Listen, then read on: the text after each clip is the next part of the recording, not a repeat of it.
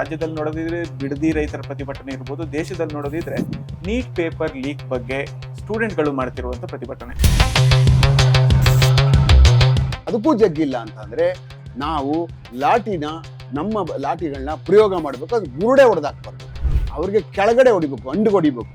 ಹೊಡೆದು ಅವರು ನಾಳೆ ಪ್ರೊಟೆಸ್ಟ್ ಕೂತ್ಕೋಬಾರ್ದು. ಅವರು सीता के पति का नाम ले लेके मीता के पति का काम करो, बस नाम रहेगा अल्लाह का. ಜಂತರ್ ಮಂತರಲ್ಲಿ ಪ್ರೊಟೆಸ್ಟ್ ಆಗುವಾಗ ಮೇರಾ ಲಿಂಗ್ ಮೇರಾ ಮರ್ಜಿ ಅಂತ ಘೋಷಣೆ ಕೂಗ್ತಿದ್ರು ಒಂದು ಕಡೆಯಿಂದ. ಇನ್ನೊಂದು ಕಡೆಯಿಂದ ಮೊದಲೇ ನಾನು ಹೇಳಿದಾಗೆ ಭಾರತ್ ಹಮಾರ ಮಾ ಹೇತೋ ಬಾಪ್ ಕೌನೆ ಅಂತ. Kashmir has never bean on integral part of India ಅಂತ ಹೇಳಿದವರು ಜಂತರ್ ಮಂತರ್ ಪ್ರೊಟೆಸ್ಟಿಗೆ ಬರ್ತಾರೆ. ದೇಶದ ವಿರೋಧಿ ಚಟುವಟಿಕೆ ಮಾಡ್ತಾ ಇದ್ದಾನೆ, ಈ ದೇಶದ ವಿರುದ್ಧವಾಗಿ ಕೆಲಸ ಮಾಡ್ತಾವನೆ ಅಂದ್ರೆ ಅವನ್ನ ಬಲಿ ಹಾಕಿ ಚಿಂದಿ ಚಿತ್ರಾನ್ನ ಮಾಡ್ಬಿಡ್ಬೇಕು. ಅಂಧಕದಲ್ಲಿ ಅವನು ಉಳುಗಾಲ ಇಲ್ಲ. ಅವು ಕಾಕ್ರೋಚ್ಗಳ ತರನೇ. ಕಾಕ್ರೋಚ್ಗಳಿಗೆ ಎಷ್ಟು ಆಯಸ್ ಇರ್ತದೆ ನೋಡಿ, ಅವು ಅಲ್ಲೇ ಮೋರಿಲಿ ಇರ್ತವೆ, ಅಲ್ಲೇ ಹೊಟ್ಟೋಗ್ಬಿಡ್ತವೆ. ಸಂಬಂಧನೇ ಇಲ್ಲ ಸರ್. ನೀಟ್ ಪೇಪರ್ ಲೀಕ್ ಆಗಿದ್ದು ವಿಷಯ ಈ ಕಡೆ ಆದ್ರೆ, ಈ ಕಡೆ ಭಾರತ್ ಮಾತೆ ವಿಷಯ ಹಿತ ಯಾರು ಅಂತ ಕೇಳೋರು ಬರ್ತಿದ್ದಾರೆ. ಅದಕ್ಕೆ ಒಂದು ಗ್ಯಾಂಗ್ ಇರ್ತದೆ. ನಾವು ನೋಡಿದ್ವಲ್ಲ ಬುರುಡೆ ಗ್ಯಾಂಗು, ಅದೇ ಇವರೆಲ್ಲ ಅಣ್ಣ ತಮ್ಮಂದಿರ ಆ ಗ್ಯಾಂಗ್ ಈ ಗ್ಯಾಂಗ್ ಅಂತ ಅನ್ನಿಸ್ತು ನೋಡಿದ್ರೆ ಮಾತ್ರ. ಕಾಲ್ ಕೆಳಗೆ ಹೋಗ್ತಾನೆ, ಕೈ ಕೆಳಗಡೆನೆ ಹೋಗ್ತಾನೆ. ಕೈ ಹಿಂಗಂತ ಅಂದ್ರೆ ಸ್ವಲ್ಪ ಒಳ ಕೇಳ್ಕೊಳ್ಳಿಲ್ಲ ಅಂದ್ರೆ ಯಾವುದೋ ಒಂದು ಗಾಡಿ ಹೊಡ್ಕೊಟ್ಟೈತದೆ, ಕಾಲು ಮುರಿದೈತದೆ. ಚೈನ್ ಸ್ನಾಚಿಂಗು, ಕಳ್ಳರು, ಆಮೇಲೆ ಇವರು ಡ್ರಗ್ಗಿಸ್ಟ್ಗಳು ಅಲ್ಲೆಲ್ಲೋ ಮಲಿಕೊಂಡಿರ್ತಾರೆ ರಾತ್ರಿ ಎಲ್ಲ ಅಲ್ಲೇ ಇಜ್ರಾಗಳದು ಪಾಚ್ ಇವನೇ. इन चीजों का कोई ध्यान नहीं रख रहा. देखो ये सलोचन सुन रहे हैं यहाँ पे. ಎಲ್ಲಾ ತರದವರು ಪೂರಾ ಸಿಕ್ಬಿಡ್ತಾರೆ ಅಲ್ಲಿ. ಒಳ್ಳೇದಿದ್ರೆ ನಾವು ಸೇರೋಣ. ಕೃಷ್ಣ ಬೈರೇಗೌಡರು ಕೆಲಸ ಮಾಡ್ತಾವ್ರೆ, ನಾವು ಹೋಗ್ತೀವಿ. ಅವ್ರ ಹಿಂದೆ ಎಷ್ಟು ಚೆನ್ನಾಗಿ ಕೆಲಸ ಮಾಡ್ತಾವ್ರೆ. ಇಂಥವ್ರೊಂದು ಅಟ್ಲೀಸ್ಟ್ 10 ಜನ ಕ್ಯಾಬಿನೆಟ್ ಅಲ್ಲಿ ಇರ್ಬೇಕು.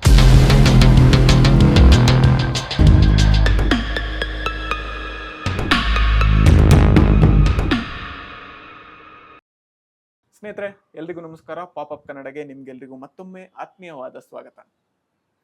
ಇತ್ತೀಚೆಗೆ ನಮ್ಮ ರಾಜ್ಯ ಮತ್ತೆ ದೇಶವನ್ನ ನೋಡ್ತಾ ಇದ್ರೆ ಸ್ವಲ್ಪ ಹಲ್ಚಲ್ಗಳನ್ನ ಕಾಣ್ಬೋದು. ಅಂದ್ರೆ ಪ್ರತಿಭಟನೆ ರಾಜ್ಯ ರಾಜಧಾನಿಯಲ್ಲಿರ್ಬೋದು ಅಥವಾ ದೇಶದ ರಾಜಧಾನಿಯಲ್ಲಿರ್ಬೋದು.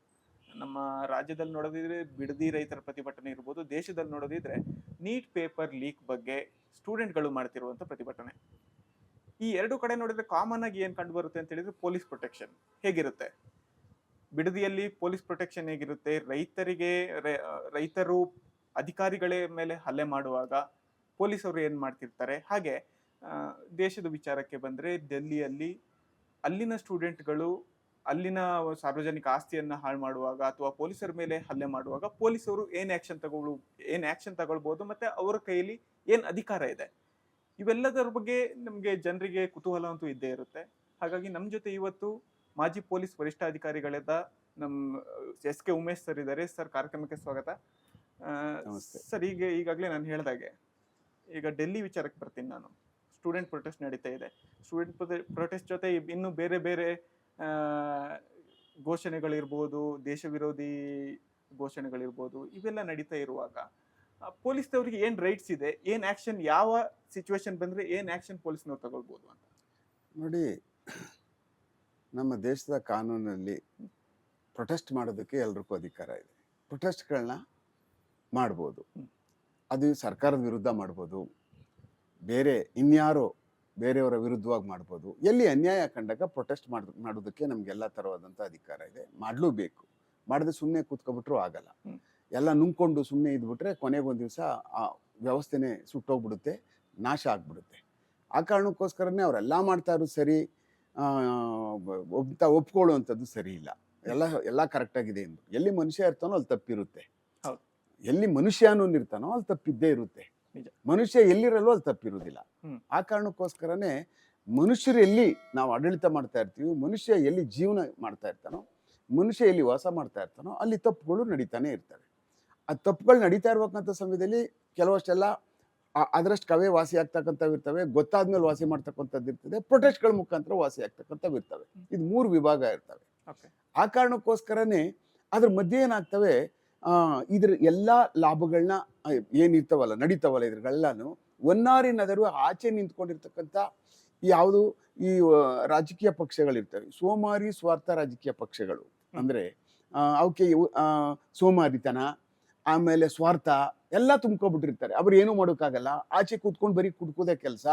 ಇಲ್ಲ ಮುಂಚೂಣಿಗೆ ಬಂದು ಕೂತ್ಕೊಂಡು ದೇಶನ ನಡೆಸ್ತೀವಿ, ಮಾಡ್ತೀವಿ, ನಮ್ಮ ಕೈ ಕೊಡಿ, ನಾವೆಲ್ಲ ಒಟ್ಟುಗೂಡೋಣ ಅನ್ನುವಂಥ ಶಕ್ತಿನೂ ಇರಲ್ಲ. ಅದರಲ್ಲಿ ಅತ್ಯಂತ ಜಾಸ್ತಿ ಸ್ವಾರ್ಥತನ. ಆಮೇಲೆ ಅಧಿಕಾರವನ್ನ ಸಹಿಸ್ಕೊಳ್ಳೋಕ್ಕಾಗದೇ ಇರ್ತಕ್ಕಂಥ ಮಹಾನ್ ಅತ್ಯಂತ ಕೀಳು ಮಟ್ಟದ ಆತ್ಮಾವಲೋಕನ ಗುಣ. ಯಾರಾದ್ರೂ ಅಧಿಕಾರಕ್ಕೆ ಬಂದ್ಬಿಡ್ತು ಅಂತ ಅಂದ್ರೆ ಅವ್ರನ್ನ ಸಹಿಸ್ಕೊಳ್ಳೋಕ್ ಆಗುದೇ ಇಲ್ಲ. ಅವ್ರ ಕೈಯಲ್ಲಿ ಬೆಂಕಿನೇ ಉರಿತಾ ಇರ್ತದೆ ಅವ್ರ ಒಳಗಡೆ, ಹೊಟ್ಟೆ ಒಳಗಡೆ. ಇನ್ನೇನು ಕೆಲಸ ಇರಲ್ಲ. ಅವ್ನು ಬೆಳಗ್ಗೆ ದುಡಿಯಲ್ಲ, ಇಲ್ಲ 10 ರೂಪಾಯಿ ಚಪ್ಲಿಗೆ ಸಂಪಾದನೆ ಮಾಡಲ್ಲ, ಇಲ್ಲ 4 ಜನಕ್ಕೆ ಹೋಗಿ ಅಲ್ಲೆಲ್ಲ ಪಾಠ ಹೇಳಲ್ಲ, ಇಲ್ಲ ಇನ್ನೇನೋ ಒಂದು ಉದ್ಯೋಗ ಮಾಡಲ್ಲ. ನಾನು ಇವತ್ತು ಬೆಳಗ್ಗೆಯಿಂದ ಸಾಯಂಕಾಲ ತನಕ ಎದ್ದಿದ್ದೀನಪ್ಪ, ಇವತ್ತು ದೇಶಕ್ಕೋಸ್ಕರ, ನನಗೋಸ್ಕರ ಏನೂ ತೊಂದರೆ ಕೊಡದೆ ನಾನು ಹೆಂಗ್ ಬದುಕ್ತೆ ಅನ್ನುವಂಥದ್ದನ್ನ ಲೆಕ್ಕಾಚಾರ ಆಗ್ತಾ ಇರ್ತಕ್ಕಂಥದ್ದು ಜನ ಇರ್ತಾರೆ. ಮನುಷ್ಯ ಎಲ್ಲಿರ್ತಾನೋ ಅವರೆಲ್ಲ ಇದ್ದೇ ಇರ್ತಾರೆ ಈ ಥರದವರು. ಆ ಕಾರಣಕ್ಕೋಸ್ಕರನೇ ಇವೆಲ್ಲ ಒಟ್ಟಾರೆ ಗುಂಪುಗಳಿರ್ತಾವಲ್ಲ, ಇವು ಒಂದಲ್ಲ ಒಂದು ಕ್ರಿಯೆ ನಡೆಸ್ತಾನೆ ಇರ್ತವೆ. ಒಳ್ಳೇದು ಕೆಟ್ಟದ್ದು, ಆಗುದ್ದು ಆಗಬಾರದು, ಏನೋ ಒಂದು ಯೋಚನೆಗಳು ಮಾಡಿಕೊಂಡು ಒಂದೊಂದು ಅವ್ರವ್ರಿಗೆ ಏನು ಅನಿಸ್ತದೋ, ಸರಿ ಅಂತ ಕಾಣಿಸ್ತದೋ ಮಾಡ್ತಾ ಇರ್ತಾರೆ. ಒಟ್ಟಾರೆ ಏನು ನಾವೆಲ್ಲ ಯೋಚನೆ ಮಾಡಿದಾಗ ಪ್ರೊಟೆಸ್ಟ್ ಮಾಡ್ತಕ್ಕಂಥದ್ದು ನಮ್ಮ ಪರಮಾಧಿಕಾರ. ಎಸ್, ಪರಮಾಧಿಕಾರ ಮಾಡಲೇಬೇಕು. ಹಿಂದೆಯಿಂದನೂ ಮಾಡ್ಕೊಂಡು ಬಂದಿದ್ದೀವಿ ನಾವು. 1800ನೇ ಇಸ್ವಿಯಿಂದ ಮಾಡ್ಕೊಂಡು ಬಂದಿದ್ದೀವಿ. ಬಹಳ ವರ್ಷಗಳಿಂದ ಮಾಡ್ಕೊಂಡ್ರೆ ಸ್ವತಂತ್ರ ಪೂರ್ವದಿಂದನೂ ಮನುಷ್ಯ ಹುಟ್ಟುತ್ತಾವಿಂದನೂ ಈ ಪ್ರೊಟೆಸ್ಟ್ಗಳನ್ನು ಅಂತ ಬಂದಿದ್ದಾವೆ. ಆ ಕಾರಣಕ್ಕೆ ಯಾವುದೇ ತರವಾದಂಥದ್ದು ಅದರಲ್ಲಿ ಏನು ಕಾಂಪ್ರಮೈಸಸ್ ಏನಿಲ್ಲ. ಆ ಕಾರಣಕ್ಕೆ ಮನುಷ್ಯ ಹುಟ್ಟುತ್ತಾವಿಂದನೇ ಈ ಥರದೊಂದು ವ್ಯತಿರಿಕ್ತ ಮನೋಭಾವನೆ, ಅಂದ್ರೆ ಸರಿ ಎಲ್ಲದನ್ನ ಸರಿ ಅಲ್ಲ ಅಂತ ಹೇಳುವಂತ ಮನೋಭಾವನೆ ಅವಾಗಿಂದನೇ ಬಂದಿದೆ, ಇವಾಗೇನು ಹೊಸದಾಗೇನು ಬಂದಿಲ್ಲ. ಆ ಕಾರಣಕ್ಕೆ ಆ ರೀತಿ ಕಾನೂನಿನ ಚೌಕಟ್ಟಿನಲ್ಲಿ ನಡ್ಕೊಂಡು ಹೋದ್ರೆ ನಾವೇನು ಪ್ರೊಟೆಸ್ಟ್ ಮಾಡ್ತಕ್ಕಂಥ ಉದ್ದೇಶ, ಆ ಪ್ರೊಟೆಸ್ಟ್ ಮಾಡಾದ್ಮೇಲೆ ನಾವೇನು ಅದರಿಂದ ಗೇನ್ ಮಾಡ್ಕೊಳ್ತೀವಿ, ಅದು ಸಾರ್ವಜನಿಕರ ಮೇಲೆ, ಸಾರ್ವಜನಿಕ ಪರವಾಗಿ ಎಷ್ಟು ಅದು ನ್ಯಾಯ ಕೊಡ್ತದೆ ಅನ್ನೋದು ಇಂಪಾರ್ಟೆಂಟ್ ಅಷ್ಟೇ. ಅದು ಬಿಟ್ಟು ಬೇರೆ ಇದ್ರಲ್ಲಿ ಏನು ಇರಲ್ಲ. ಆದರೆ ಅದರ ಒಳಗಡೆಗೆ ನಾನು ಹೇಳಿದೆ ನಿಮ್ಗೆ, ಸೋಮಾರಿ ಸ್ವಾರ್ಥ ರಾಜಕೀಯ ಪಕ್ಷಗಳದ್ದು ಒಂದು ಗುಣಗಳಿರ್ತಾವಲ್ಲ, ಅದು ಏನಾದ್ರೂ ಒಳಗಡೆ ಬಂದು ಬೆರೆತ್ಕೊಬಿಡ್ತು ಅಂತಂದ್ರೆ ಸಂಪೂರ್ಣವಾಗಿ ಕಲುಷಿತ ಆಗ್ಬಿಡ್ತದೆ, ಸಂಪೂರ್ಣವಾಗಿ ನಾಶ ಆಗ್ಬಿಡ್ತದೆ. ಆ ಕಾರಣಕ್ಕೋಸ್ಕರನೇ ನಾವುಗಳು ಯಾವುದೇ ಪ್ರೊಟೆಸ್ಟ್ಗಳು ಮಾಡಕ್ ಹೋದಂತ ಸಮಯದಲ್ಲಿ ಏನಾಗ್ತದೆ ಅಂದ್ರೆ, ನಾವು ಭಾಗವಹಿಸ್ಬೇಕು ಅಂದಾಗ್ಲೇನೆ ನನ್ನ ಭಾಗವಹಿಸಿಕೆ ಸರಿನಾ ತಪ್ಪಾ ಅನ್ನುವಂಥದ್ದು ನಾನು ಯೋಚನೆ ಮಾಡ್ಬೇಕು. ಯಾರೋ ಕರೆದು ಬಿಡ್ತಾರೆ, ಬನ್ನಿ ಬಸ್ ಹತ್ಕೊಳ್ಳಿ, ಬನ್ನಿ ಅಲ್ಲಿಗೆ ಹೋಗೋಣ, ಬನ್ನಿ ಒಂದಷ್ಟು ಕಾಸು ಕೊಟ್ಬಿಡ್ತಾರೆ, ಬನ್ನಿ ಹೋಗ್ಬಿಡೋಣ ಅಂತ ಅನ್ನುವಂಥ ನಮ್ಮನ್ನ ನಾವು ಮಾರ್ಕೊಂಡು ಪ್ರೊಟೆಸ್ಟ್ ಹೋಗುವಂಥದ್ದು ಇದೆಯಲ್ಲ, ಅದು ಮಹಾಪರಾಧ. ಆ ಮಾಡ್ತಾ ಇರ್ತಕ್ಕಂಥ ಉದ್ದೇಶ ಸರಿನಾ ಇಲ್ವಾ ಅಂತ ತಿಳುವಳಿಕೆ ಇಲ್ಲದ ಅಜ್ಞಾನಿಯಾಗಿ ಹೋಗಿ ನಾನೊಬ್ಬ ಭಾಗವಹಿಸಿದ್ರೆ ಆ ಒಂದು ಗುಂಪುಗಳ ಜೊತೆ ನಾನು ಮೂರ್ಖರ ಪರಮಾವಧಿ ಅದು. ಆ ಕಾರಣಕ್ಕೆ ದೇವರು ನಮ್ಗೆ ಬುದ್ಧಿ ಕೊಟ್ಟಿದ್ದಾನೆ. ಆ ಪ್ರೊಟೆಸ್ಟ್ಗೆ ನಾನು ಹೋಗ್ಬೇಕಾ, ಆ ಪ್ರೊಟೆಸ್ಟ್ಗೆ ನಾನು ಹೋಗಬಾರ್ದಾ, ಮೊದಲನೇದೇ ತೀರ್ಮಾನ ಮಾಡ್ಕೋಬೇಕು ನಾವು. ಯಾಕಂದ್ರೆ ನಾನು ಅದು ಸರಿ ಕಂಡಿಲ್ಲ ಅಂತ ಅಂದ್ರೆ, ನನಗೆ ಬೇರೆಯವ್ರಿಗೆ ಏನಾರು ಹಾಕೊಳ್ಳಿ, ನನಗೆ ಈ ದೇಶದ ಏಳಿಗೆ ನೋಡ್ತಾ ಇರ್ತಕ್ಕಂಥವ್ನಿಗೆ, ಈ ದೇಶದ ಶಾಂತಿ ಬಯಸ್ತಕ್ಕಂಥವ್ನಿಗೆ, ಈ ದೇಶದ ಸಮಬಾಳ್ವೆ ನೋಡ್ತಕ್ಕಂಥವ್ನಿಗೆ, ಈ ದೇಶ ನೆಮ್ಮದಿಯಾಗಿರ್ಬೇಕು, ಎಲ್ಲರೂ ನೆಮ್ಮದಿಯಾಗಿರ್ಬೇಕಪ್ಪ, ನಾವು ಹುಟ್ಟಿದ್ದೀವಿ ಅಂತ ಅನ್ನುವಂಥ ಒಂದು ವಿಶಾಲ ಮನೋಭಾವನೆ ಇರ್ತಕ್ಕಂಥ ಒಂದು ವಿಶಾಲತೆಯಲ್ಲಿ ಯೋಚನೆ ಮಾಡಿದಾಗ ಒಬ್ಬ ಮನುಷ್ಯ ಈ ಪ್ರೊಟೆಸ್ಟ್ ಮಾಡ್ತಾ ಇರ್ತಕ್ಕಂಥದ್ದಕ್ಕೆ ಅಲ್ಲಿ ಹೋದಾಗ ಇದರಿಂದ ಲಾಭ ಆಗ್ಬೇಕು, ಇದರಿಂದ ಈ ವ್ಯಾಪಿತವಾಗಿ ಇಡೀ ದೇಶಕ್ಕೆ ಇರ್ತಕ್ಕಂಥ ಜನಗಳಿಗೆ ಲಾಭ ಆಗ್ಬೇಕು. ನಾವು ಹೋಗ್ತಾ ಇರೋ ಅಲ್ಲಿ ಹೋಗಾಗ್ಬಿಟ್ಟಾದ್ಮೇಲೆ ಅದು ಬೇರೆ ಕಾರಣಾಂತರದಿಂದ ಬೇರೆ ಸ್ವರೂಪಗಳನ್ನ ತಾಳಿ ಬೇರೆ ಬೇರೆ ಅಲ್ಲಿ ಹಲವಾರು ಶಕ್ತಿಗಳು ಬಂದಿರ್ತವೆ. ಅಲ್ಲೇ ನಾವೆಲ್ಲ ಒಟ್ಟಿಗೆ ಚೆನ್ನಾಗಿರೋರು ಎಲ್ಲ ದೇಶ ಕಟ್ಟಬೇಕು, ನಾವು ಇನ್ ಮುಂದೆ ಒಳ್ಳೇದ ಅಂತ ಬಂದವ್ರು ಸೇರ್ಕೊಂಡಿರ್ತಕ್ಕಂಥಲ್ಲ. ಅದ್ರ ಮಧ್ಯ 100% ಕ್ಯಾನ್ಸರಸ್ ಹುಳುಗಳು ಬಂದು ಸೇರ್ಕೋತವೆ, ಅಲ್ಲಿ ಬಂದೇ ಬರ್ತಾರೆ. ಅಲ್ಲಿ ಏನ್ ಮಾಡುವುದಲ್ಲ ಅಂತ ಅಂದ್ಬಿಟ್ಟು ಪ್ರಾಯೋಗಿಕವಾಗಿ ಯೋಚನೆ ಮಾಡ್ತಕ್ಕಂಥವ್ರು ಬರ್ತಾರೆ. ಒಂದು ಗಲಭೆ ಎಬ್ಬರಿಸೋಣ ಅಂತ ಅನ್ನುವಂಥದ್ದು ಬರ್ತಾರೆ. ಅಲ್ವೇ ಗಲಭೆ ಎಬ್ಬರಿಸ್ಬಿಟ್ಟಾದ್ಮೇಲೆ ಹಿಂದೆ ನಿಂತ್ಕೊಂಡು ನೋಡೋಣ ಹೆಂಗ್ ಮಜಾ ಇದೆ ಅಂತ ಅನ್ನುವಂಥವ್ರು ನೋಡಕ್ಕೂ ಬರ್ತಾರೆ. ಮೆಜಾರಿಟಿ ಅಲ್ಲಿ ಬಂದಿರ್ತಕ್ಕಂಥವ್ರು ಗಲಭೆಗಲ್ಲ, ಅಲ್ಲಿ ಬಂದಿರ್ತಕ್ಕಂಥವ್ರು ಒಂದು ಪ್ರೊಟೆಸ್ಟ್ ಮಾಡೋಣ ಅಂತ ಬಂದಿರ್ತಾರೆ. ಬಟ್ ನಾನು ಏನ್ ಹೇಳಿದ್ನಲ್ಲ, ತಿಳ್ಕೊ ಬರ್ಬೇಕು, ನಾನು ಹೋಗ್ತಾ ಇರ್ತಕ್ಕಂಥದ್ದು ಈ ದೇಶಕ್ಕೆ ಮಾರಕನ ಇಲ್ಲ ಪೂರಕನ ತೀರ್ಮಾನ ಮಾಡ್ಕೋಬೇಕಲ್ಲ. ಅದ್ರ ತೀರ್ಮಾನ ನನ್ನಲ್ಲಿರುತ್ತೆ, ಬೇರೆ ಯಾರ ಹತ್ರನೂ ಇರಲ್ಲ. ಆ ಕಾರಣಕ್ಕೋಸ್ಕರನೇ ಬಹಳ ಯಾವುದೇ ಒಂದು ಪ್ರೊಟೆಸ್ಟ್ ಹೋಗ್ಬೇಕಾದಾಗ ಬಹಳ ಇಂಪಾರ್ಟೆಂಟ್ ವಿಚಾರ ಇದು. ಆಮೇಲೆ ನೆನ್ನೆದ್ ಬಿಡಿ, ಅವ್ರು ಯಾವುದೋ ಒಂದು ಪಕ್ಷ ಕಟ್ಕೊಂಡಿದ್ದಾರೆ, ಅವ್ರು ಏನೋ ಒಂದು ಮಾಡ್ತಾರೆ, ಒಂದು ರಾಜಕೀಯನೋ, ಅದು ನಮ್ಗೆ ಸಂಬಂಧ ಇಲ್ಲ. ಅಲ್ಲಿರ್ತಕ್ಕಂಥದ್ದೇನೋ ನೀಟ್ ಪರೀಕ್ಷೆನಲ್ಲಿ ಅದು ಸರಿಯಾಗಿ ಅದನ್ನ ನಿರ್ವಹಿಸದೆ ಸೆಂಟ್ರಲ್ ಗೌರ್ಮೆಂಟು, ಅದರಲ್ಲಿ ಮಕ್ಕಳುಗಳಿಗೆ ತೊಂದರೆ ಆಗಿ ಅದರಲ್ಲಿ ಕೆಲವು ಜನ ಎಲ್ಲ ಪಾಪ ಸೂಸೈಡ್ ಮಾಡ್ಕೊಂಡು ಸತ್ತೋಗ್ಬಿಟ್ರು. ಹೌದು. ಅವ್ರಿಗೆ ಅನ್ಯಾಯ ಆಯ್ತು, ನೀವು ಸರಿಯಾಗಿ ಮಾಡ್ಲಿಲ್ಲ, ನೀವು ಅದನ್ನ ಸರಿಯಾಗಿ ಮಾಡಬೇಕು. ಮತ್ತೆ ಸರಿಯಾಗಿ ಮಾಡದೇ ಇರೋರ ಮೇಲೆ, ಮತ್ತೆ ಯಾರ್ಯಾರು ಮಾಡಿದಾರೋ ಅವ್ರ ಮೇಲೆ ಅತ್ಯಂತ ಕಠಿಣ ಕ್ರಮ ಜರುಗಿಸ್ಬೇಕು ಅವ್ರ ಮೇಲೆ ಅನ್ನುವಂಥದ್ದು ಬಹಳ ಅವರ ಮೂಲ ಉದ್ದೇಶ. ಅದು ಸರಿಯಾದಂತ ಉದ್ದೇಶನೇ. ನಿಜ, ಹೌದು. ಅವ್ರು ಯೋಚನೆ ಮಾಡ್ತಾ ಇರೋದು ಸರಿನೇ. ಹ್ಮ್. ಯೋಚನೆ ಮಾಡ್ತಾ ಇರೋದು ಒಂದು, ಅದನ್ನ ಎಕ್ಸಿಕ್ಯೂಟ್ ಮಾಡೋದು ಇನ್ನೊಂದು ಇರಬಾರ್ದು. ನನ್ನ ಯೋಚನೆ ಸರಿ, ನಿನ್ ಯೋಚನೆಗೆ ನಾವು ಸಾಥ್ ಕೊಡ್ತೀವಿ, ಅದು ಕರೆಕ್ಟ್ ಆಗಿದೆ. ಹೌದು. ಬಟ್ ನೀನ್ ಮಾಡ್ತಾ ಇರ್ತಕ್ಕಂಥ ಆಲೋಚನೆಗಳ ನಿನ್ ತಲೆಯಲ್ಲಿ ಏನಿದಾವಲ್ಲ ಅದ್ರೊಳಗಡೆನೆ ಇಟ್ಕೊಬಿಟ್ಟು ನೀನ್ ಎಕ್ಸಿಕ್ಯೂಟ್ ಮಾಡಕ್ ಹೋದಾಗ, ಅದನ್ನ ಪಡ್ಕೊಳಕ್ ಹೋದಾಗ, ನಿನ್ನ ಮಹತ್ವಾಕಾಂಕ್ಷೆಗಳೇ ಬೇರೆ ಇದ್ದಾಗ ಅದು ಖಂಡಿತವಾಗ್ಲೂ ಆಗುದಿಲ್ಲ. ಹೌದು. ಅದು ಹಿಂಸಾತ್ಮಕವಾಗಿ ರೂಪ ತಾಳ್ಬಿಡ್ತದೆ. ಇಲ್ಲಿ ಏನಾಗಿದೆ ಅಂದ್ರೆ, ಡೆಲ್ಲಿ ಪ್ರೊಟೆಸ್ಟ್ ಎಸ್ಪೆಷಲಿ ಏನಾಗಿದೆ ಅಂದ್ರೆ, ಹೌದು, ನೀಟ್ ಪೇಪರ್ ಲೀಕ್ ಬಗ್ಗೆ ತುಂಬಾ ಜನ ಇದಕ್ಕೆ ಪ್ರೊಟೆಸ್ಟ್ ಮಾಡಕ್ ಬರ್ತಿದ್ದಾರೆ. ಧರ್ಮೇಂದ್ರ ಪ್ರಧಾನ್ ಅವ್ರದ್ದು ರಾಜೀನಾಮೆ ಕೇಳೋಕೆ ಒತ್ತಾಯ ಮಾಡ್ತಾ ಇದ್ದಾರೆ. ಈ ಒಂದು ವಿಷಯ ಇಟ್ಕೊಂಡು ಬೇರೆಯವರು ಯಾರು ಬೇಳೆ ಬೇಯಿಸ್ಕೊಳ್ಳೋಕೆ ಬರ್ತಿದ್ದಾರೆ. ಯಾಕಂದ್ರೆ ಭಾರತ್ ಮಾತಾ ಹೇತು ಪಿತಾ ಕೌನೆ ಅಂತ ಕೇಳೋರು ಬರ್ತಿದ್ದಾರೆ. ಇಂತಹ ದೇಶ ವಿರೋಧಿ ಘೋಷಣೆಗಳನ್ನ ಕೂಗೋರು ಬರ್ತಿದ್ದಾರೆ ಅಂದ್ರೆ ಸಂಬಂಧನೇ ಇಲ್ಲ ಸರ್. ನೀಟ್ ಪೇಪರ್ ಲೀಕ್ ಆಗಿದ್ದು ವಿಷಯ ಈ ಕಡೆ ಆದ್ರೆ, ಈ ಕಡೆ ಭಾರತ್ ಮಾತೆ ವಿಷಯ ಪಿತಾ ಯಾರು ಅಂತ ಕೇಳೋರು ಬರ್ತಿದ್ದಾರೆ. ಅದೇನೋ ಜನ ಏನಾಗ್ತದೆ ಅಂತಂದ್ರೆ, ನೋಡಿ, ಬರೀ ಅದನ್ನ ಬಿಟ್ಟು ಮೀಡಿಯಾದವರು, ಆ ಕಡೆ ಇರೋ ಮೀಡಿಯಾಗಳೆಲ್ಲ ಇದನ್ನೇ ಫೋಕಸ್ ಮಾಡ್ತಾರೆ, ಅವ್ರಿಗೆ ಬೇಕಾಗಿರೋಲ್ಲ ಅದನ್ನ ಫೋಕಸ್ ಮಾಡ್ತಾರೆ ಅನ್ನುವಂತ ಜಿಜ್ಞಾಸೆಗಳು ಸಾರ್ವಜನಿಕರಲ್ಲಿದ್ದಾವೆ. ಸಾರ್ವಜನಿಕರನ್ನ ಅಷ್ಟು ಸುಲಭವಾಗಿ ಬ್ಲಫ್ ಮಾಡೋಕ್ಕಾಗಲ್ಲ, ಮಂಗ್ರ ಮಾಡೋಕ್ಕಾಗುದಿಲ್ಲ. ಮಹಾನ್ ಅತ್ಯಂತ ದೊಡ್ಡ ಜಡ್ಜ್ಗಳು ಇವರು. ಕೂತ್ಕೊಂಡು ನೋಡ್ತಾ ಇರ್ತಕ್ಕಂಥ ಜಗತ್ತಲ್ಲಿ ಏನ್ ಬೆಂಗಳೂರು ಇಡೀ ದೇಶದಲ್ಲಿ ನೋಡ್ತಾ ಇರ್ತಾರೆ, ಪ್ರಪಂಚದಲ್ಲಿ ನೋಡ್ತಾ ಇರ್ತಾರಲ್ಲ, ಅವ್ರೇನ್ ದಡ್ರಲ್ಲ, ಇವ್ರೇನ್ ಬುದ್ಧಿವಂತರಲ್ಲ, ಕಾಕ್ರೋಚ್ಗಳೆಲ್ಲ, ಮತ್ತೆ ಅದಕ್ಕೆ ಬಂದಿರ್ತಕ್ಕಂಥವ್ರೆಲ್ಲ. ಇವ್ರೇನ್ ನಾವೇ ಬಿಟ್ರೆ ನಮ್ಮನ್ ಬುದ್ಧಿ ಜಗತ್ತಲ್ಲಿ ಇಲ್ಲಾನು, ಇವ್ರ ಅಪ್ಪಂದಿರು ಕೂತ್ಕೊಂಡು ನೋಡ್ತಾ ಇರುವಂತವ್ರು, ಇವ್ರ ತಾತಂದಿರು ಎಲ್ಲ ಅಬ್ಸರ್ವ್ ಮಾಡ್ತಾ ಇರ್ತಾರ, ಸುಮ್ನೆ ಕುಂತಿರ್ತಾರ ಅಷ್ಟೇ. ಅವರೆಲ್ಲ ಯಾವ ಸಮಯ ಬಂದಾಗ ಏನ್ ಮಾಡ್ಬೇಕೋ ಮಾಡ್ತಾರ ಅವರು. ಅದಕ್ಕೆ ಆ ತೀರ್ಮಾನಗಳಿಗೆ ಈ ಜಗತ್ತಲ್ಲಿ ಯಾರು ಮುಕ್ತರಾಗಲ್ಲ. ಅದು ತೀರ್ಮಾನಕ್ಕೆ ಬಂದು ನಿಂತ್ಕೊಳ್ಳುತ್ತೆ ಕೊನೆಗದು. ಆ ಕಾರಣಕ್ಕೋಸ್ಕರ ನಾವೇ ಬುದ್ಧಿವಂತರ ಒಂದು ಗುಂಪು, ಇನ್ನೆಲ್ಲ ಉಳಿದವರೆಲ್ಲ ಸುಮ್ಮನೆ ನೋಡ್ಕೊಳ್ತಾ ಇದ್ದಾರೆ ಅಂತ ಅನ್ನುವಂಥದ್ದಕ್ಕೆ, ಇವ್ರು ಯಾಕೆ ಸುಮ್ಮನೆ ನೋಡ್ತಾ ಇರ್ತಾರೆ ಅಂತ ಅಂದ್ರೆ, ಇವ್ರು ಏನು ಮಾಡ್ತಾ ಇದಾರೆ ಅನ್ನೋದಷ್ಟೇ ನೋಡ್ತಾರೆ. ಒಳ್ಳೇದ್ ಮಾಡ್ತಾರೋ ಕೆಟ್ಟದ್ ಮಾಡ್ತಾರೋ ಅದು ತಲೆಗಿಟ್ಕೊಂಡಿರ್ತಾರೆ. ಕಾಮೆಂಟ್ ಮಾಡಕ್ ಹೋಗಲ್ರು. ಬೇರೆ ದೇಶಗಳಾದ್ರೆ ಕಾಮೆಂಟ್ಗಳು ಜಾಸ್ತಿ ಇರ್ತವೆ, ಆಚೆ ಬರ್ತಾರೆ, ಬೇರೆ ತರವಾದಂತ ಚಳುವಳಿಗಳೆಲ್ಲ ಮಾಡ್ತಾರೆ. ಆದ್ರೆ ನಮ್ಮ ದೇಶದಲ್ಲಿ ನಡೀತಕ್ಕಂಥ ಚಳುವಳಿಗಳೇನು ಅಂತಂದ್ರೆ, ತುಂಬಾ ಜನನ ಎಲ್ಲಾ ಕಡೆನೂ, ಇವನ್ ಇನ್ಕ್ಲೂಡಿಂಗ್ ರಾಜಕೀಯ ಪಕ್ಷಗಳಿಂದ ಎಲ್ಲಾ ಕಡೆಯಿಂದನೂ ಜನನ ಕೊಂಡ್ಕೊಂಡು ಬಂದೇ ಸೇರಿಸ್ಬೇಕು. ಹೌದು, ಕರೆಕ್ಟ್. ಅಲ್ಲಿಗೆ ಕೊಂಡ್ಕೊಂಡು ಬಂತು ಅಂತ ಅಂದ್ರೆ, ಅಲ್ಲಿ ಬರ್ತಕ್ಕಂಥ ಜನದ ಮೂಲ ಉದ್ದೇಶನೇ ಅವ್ರಿಗೆ ಗೊತ್ತಿಲ್ಲದೆ ಬಂದಿರ್ತಾರೆ. ಇದು ಸಮಸ್ಯೆ. ನಿಜ. ಅದೇ ನಾನು ವಾಲಂಟ್ರಿ ಬರ್ತೀನಿ, ನನ್ನ ಮಗನ, ನನ್ನ ಫ್ಯಾಮಿಲಿ, ನನ್ನ ಮಕ್ಕಳ ಜೊತೆ ಬಂದು ಸೇರ್ಕೊಳ್ತೀನಿ, ಈ ಉದ್ದೇಶ ಸರಿ ನಾವು ಮಾಡುದು ಅನ್ನುವಂತ ಬರುವಂತದ್ದು ಒಂದು ಗುಂಪಾದ್ರೆ, ಕೊಂಡ್ಕೊಳ್ ಬರುವಂತ ಒಂದು ಗುಂಪು, ಆಮಿಷಗಳನ್ನ ಒಡ್ಡಿ ಕರ್ಕೊ ಬರ್ತಕ್ಕಂಥದ್ದು ಒಂದು ಗುಂಪು. ನಾನು ಯಾತಕ್ ಬಂದಿದ್ದೀನಿ ಅಂತ ತಿಳ್ಕೊಂಡ್ ಬಂದಿರದೆ ಒಂಥರ ಪ್ರಾಣಿಗಳ ತರ, ಗೊತ್ತಲ್ಲ ನಿಮ್ಗೆ, ಅವು ಬಹಳ ಬುದ್ಧಿವಂತವಿದಾವೆ ಬಿಡಿ, ಸುಮ್ನೆ ಸ್ಮೆಲ್ ಬಿದ್ರು ಓಡೋಗ್ಬಿಡ್ತಾವ, ಅದು ಬೇರೆ ವಿಚಾರ. ಏನೂ ತಿಳ್ಕೊಳ್ದೆ ಅಲ್ಲಿ ಪಾರ್ಟಿಸಿಪೇಷನ್ಗೆ ಏನೋ ಒಂದು ಆಮಿಷ ಒಡ್ಡಿ ಬಂದಿರ್ತಕ್ಕಂಥದ್ದು ಇರ್ತದಲ್ಲ. ನನ್ನ ಲೆಕ್ಕದಲ್ಲಿ ಆ ಗುಂಪು ಈ ದೇಶಕ್ಕೆ ಒಳ್ಳೆ ಮಾಡ್ತಕ್ಕಂಥದ್ದಲ್ಲ. ಅದು ಯಾವುದೇ ಪೊಲಿಟಿಕಲ್ ಗುಂಪಾಗ್ಲಿ, ಅದು ಯಾವುದೇ ಪ್ರೊಟೆಸ್ಟ್ ಮಾಡ್ತಕ್ಕಂಥ ಗುಂಪಾಗ್ಲಿ, ಆಮೇಲೆ ಎಲ್ಲಿಂದ ನಾವು ಹೈರ್ ಮಾಡ್ಕೊಂಡು ತುಂಬ್ಕೊಂಡು ಬಂದು ಅವ್ರನ್ನ ನಾವು ಮಾತಾಡುವಂಥದ್ದು, ಅವ್ರಿಗೇನು ಗೊತ್ತಿಲ್ಲದೆ ಏನೇನೋ ಪಾಪ ಅವ್ರಿಗೇನೂ ಗೊತ್ತಿರಲ್ಲ ಒಂದು ಅಕ್ಷರ ಸಹ. ಒಂದು ಜನರ ಗುಂಪು ಬೇಕು, ನಾನು ಮಾತಾಡ್ತಾ ಇದ್ದೀನಿ ಅಂತ ಅದಕ್ಕೊಂದು ಸಣ್ಣದೊಂದು ನಾಯಕತ್ವ ಕ್ರಿಯೇಟ್ ಮಾಡ್ಕೊಳ್ಳುವಂಥದ್ದಾಗ್ಲಿ ನನ್ನ ಲೆಕ್ಕದಲ್ಲಿ ಅವಲ್ಲಿ ಉಳುಗಾಲ ಇಲ್ಲ. ಅವು ಕಾಕ್ರೋಚ್ಗಳ ತರಾನೇ. ಕಾಕ್ರೋಚ್ಗಳಿಗೆ ಎಷ್ಟು ಆಯಸ್ ಇರ್ತದೆ ನೋಡಿ, ಅವು ಅಲ್ಲೇ ಮೋರಿಲಿ ಇರ್ತವೆ, ಅಲ್ಲೇ ಹೊಟ್ಟೋಗ್ಬಿಡ್ತವೆ. ಆ ಕಾರಣಕ್ಕೆ ನಾವ್ ಯಾವತ್ತೂ ಕಾಕ್ರೋಚ್ಗಳು ಒಳ್ಳೆವು, ಈ ಸಮಾಜಕ್ಕೆ ಒಳ್ಳೇದ್ ಮಾಡ್ತೇವೆ ಅಂತ ಅನ್ಬಿಟ್ಟು ಅಂತ ಯಾರು ಅಂದಿಲ್ಲ, ಯಾರು ಅನ್ನಲ್ಲ. ಇಟ್ಕೊಳ್ಳಿ ಹೆಸರು, ಬೇರೆ ವಿಚಾರ. ನಮ್ಗೆ ಅವ್ರ ವಿರುದ್ಧನೂ ನಾವಲ್ಲ, ಒಳ್ಳೇದಿದ್ರೆ ನಾವು ಸೇರೋಣ. ಕೃಷ್ಣ ಬೈರೇಗೌಡರು ಕೆಲಸ ಮಾಡ್ತಾವ್ರೆ, ನಾವು ಹೋಗ್ತೀವಿ ಅವ್ರ ಹಿಂದೆ. ಎಷ್ಟು ಚೆನ್ನಾಗಿ ಕೆಲಸ ಮಾಡ್ತಾವ್ರೆ ಇಂಥವ್ರು. ಒಂದು ಅಟ್ಲೀಸ್ಟ್ 10 ಜನ ಕ್ಯಾಬಿನೆಟ್ ಅಲ್ಲಿ ಇರ್ಬೇಕು. ಇಡೀ ಕರ್ನಾಟಕನೇ ಒಂದು ಶೇಪ್ ಮಾಡ್ಬಿಡ್ಬೋದು, ಒಂದು ಮಾದರಿ ಮಾಡ್ಬಿಡ್ಬೋದು. ಹೌದಲ್ವಾ? ಯಾಕೆ ಜನ ಯಾಕೆ ಪಕ್ಷಾತೀತವಾಗಿ ಯಾಕೆ ಅವ್ರನ್ನ ಇಷ್ಟಪಡ್ತಾರೆ? ಅವ್ರು ತಗೊಳ್ಳುವಂತ ನಿರ್ಧಾರಗಳು, ಅವ್ರು ಪ್ರತಿ ದಿವಸ ಅವರು ಮಾಡುವಂತ ಕೆಲಸಗಳು, ಆಮೇಲೆ ಅಧಿಕಾರಿ ವರ್ಗಗಳ ಜೊತೆ ಅವರು ಮಾತಾಡ್ತಕ್ಕಂಥ ರೀತಿಗಳು, ಕೆಲಸನ ತಗೊಳ್ಳುವಂಥದ್ದು.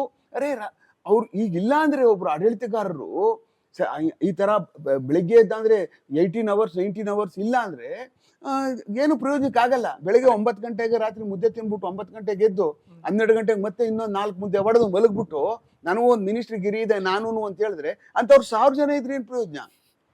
ಹೌದಲ್ವಾ? ಏನ್ ವೇಸ್ಟ್ ಅದು. ಆ ಕಾರಣಕ್ಕೋಸ್ಕರನೇ ಈ ತರದ ಪರ್ಸನಾಲಿಟಿಗಳು ಏನಿರ್ತಾರಲ್ಲ, ಕೆಲಸ ಮಾಡುವಂತವ್ರು ಸಾರ್ವಜನಿಕವಾಗಿ ನಿಷ್ಪಕ್ಷಪಾತವಾಗಿ ಕೆಲಸ ಮಾಡ್ತಾರಲ್ಲ, ಅವ್ರ ಹಿಂದೆ ಯಾವತ್ತೂ ಜನ ಇರ್ತಾರೆ. ಅವ್ರಿಗೆ ಪಕ್ಷನೇ ಬೇಕಾಗಿಲ್ಲ, ಜನಕ್ಕೆ ಕೆಲಸಗಾರರಷ್ಟೇ ಬೇಕು ನಮ್ಮ ದೇಶದಲ್ಲಿ, ನಮ್ಮ ರಾಜ್ಯಕ್ಕೆ. ನೋಡ್ತಾರೆ ಅವರು, ಇವ್ನ ಕೆಲಸಗಾರಗಳಪ್ಪ, ಇವ್ರು ಮಹಾನ್ ಕೆಲಸಗಾರಗಳು, ನಾವ್ ಇವ್ರನ್ನ ಖಂಡಿತವಾಗ್ಲೂ ಇವ್ರಿಗೆ ಯಾವ ಕಾರಣಕ್ಕೂ ಕೈ ಬಿಡಬಾರ್ದು ಅಂತ. ಯಾರು ಕೆಲಸ ಮಾಡ್ತಾರೋ ಅವರೇ ಗೆಲ್ಲುದು. ಯಾರು ಈ ಜನಗಳ ಪ್ರತಿ ದಿವಸ ಜನಗಳ ಸಂಪರ್ಕ ಇಟ್ಕೊಂಡು ಸಾರ್ವಜನಿಕವಾಗಿ ಮತ್ತೆ ರಾಜ್ಯದ ಏನಾದ್ರೂ ಆಗ್ಲಿ ನಾನು ಬದಲಾವಣೆ ಮಾಡ್ಲೇಬೇಕು ಅಂತ ಅನ್ನುವಂಥ ಒಂದು ತೀರ್ಮಾನಗಳ ಜೊತೆ ಬೆಳಗ್ಗೆ ಎದ್ದು ಹೊರಡ್ತಾರೆ ನೋಡಿ, ಅವ್ರೊಂದಿಗೆ ಸೋಲೇ ಇರಲ್ಲ. ಆಮೇಲೆ ಅವ್ರಿಗೆ ಪಕ್ಷ ಇಂಪಾರ್ಟೆಂಟ್ ಆಗುದೇ ಇಲ್ಲ ಅವ್ರಿಗೆ. ಅವ್ರು ಸುಮ್ಮನೆ ಒಂದು ಚಿಕ್ಕದೊಂದು ಇದಷ್ಟೇನೆ ಅವ್ರಿಗೆ ಟೂಲು, ಒಂದು ಪಕ್ಷ. ಅವ್ರು ಸುಮ್ಮನೆ ನಿಂತ್ಕೊಂಡು ನಾಳೆ ಬೆಳಿಗ್ಗೆ ಗೆಲ್ತಾರೆ. ಇನ್ಯಾವುದೋ ಒಂದು ಪಕ್ಷಕ್ಕೆ ಹೋಗಿ ಟಿಕೆಟ್ ಕೇಳಿದ್ರೆ ಸಾಕು ಕೊಡ್ತಾರೆ, ಆತ ಕಡೆ ಮತ್ತೆ ಅಲ್ಲಿ ಬರ್ತಾರೆ.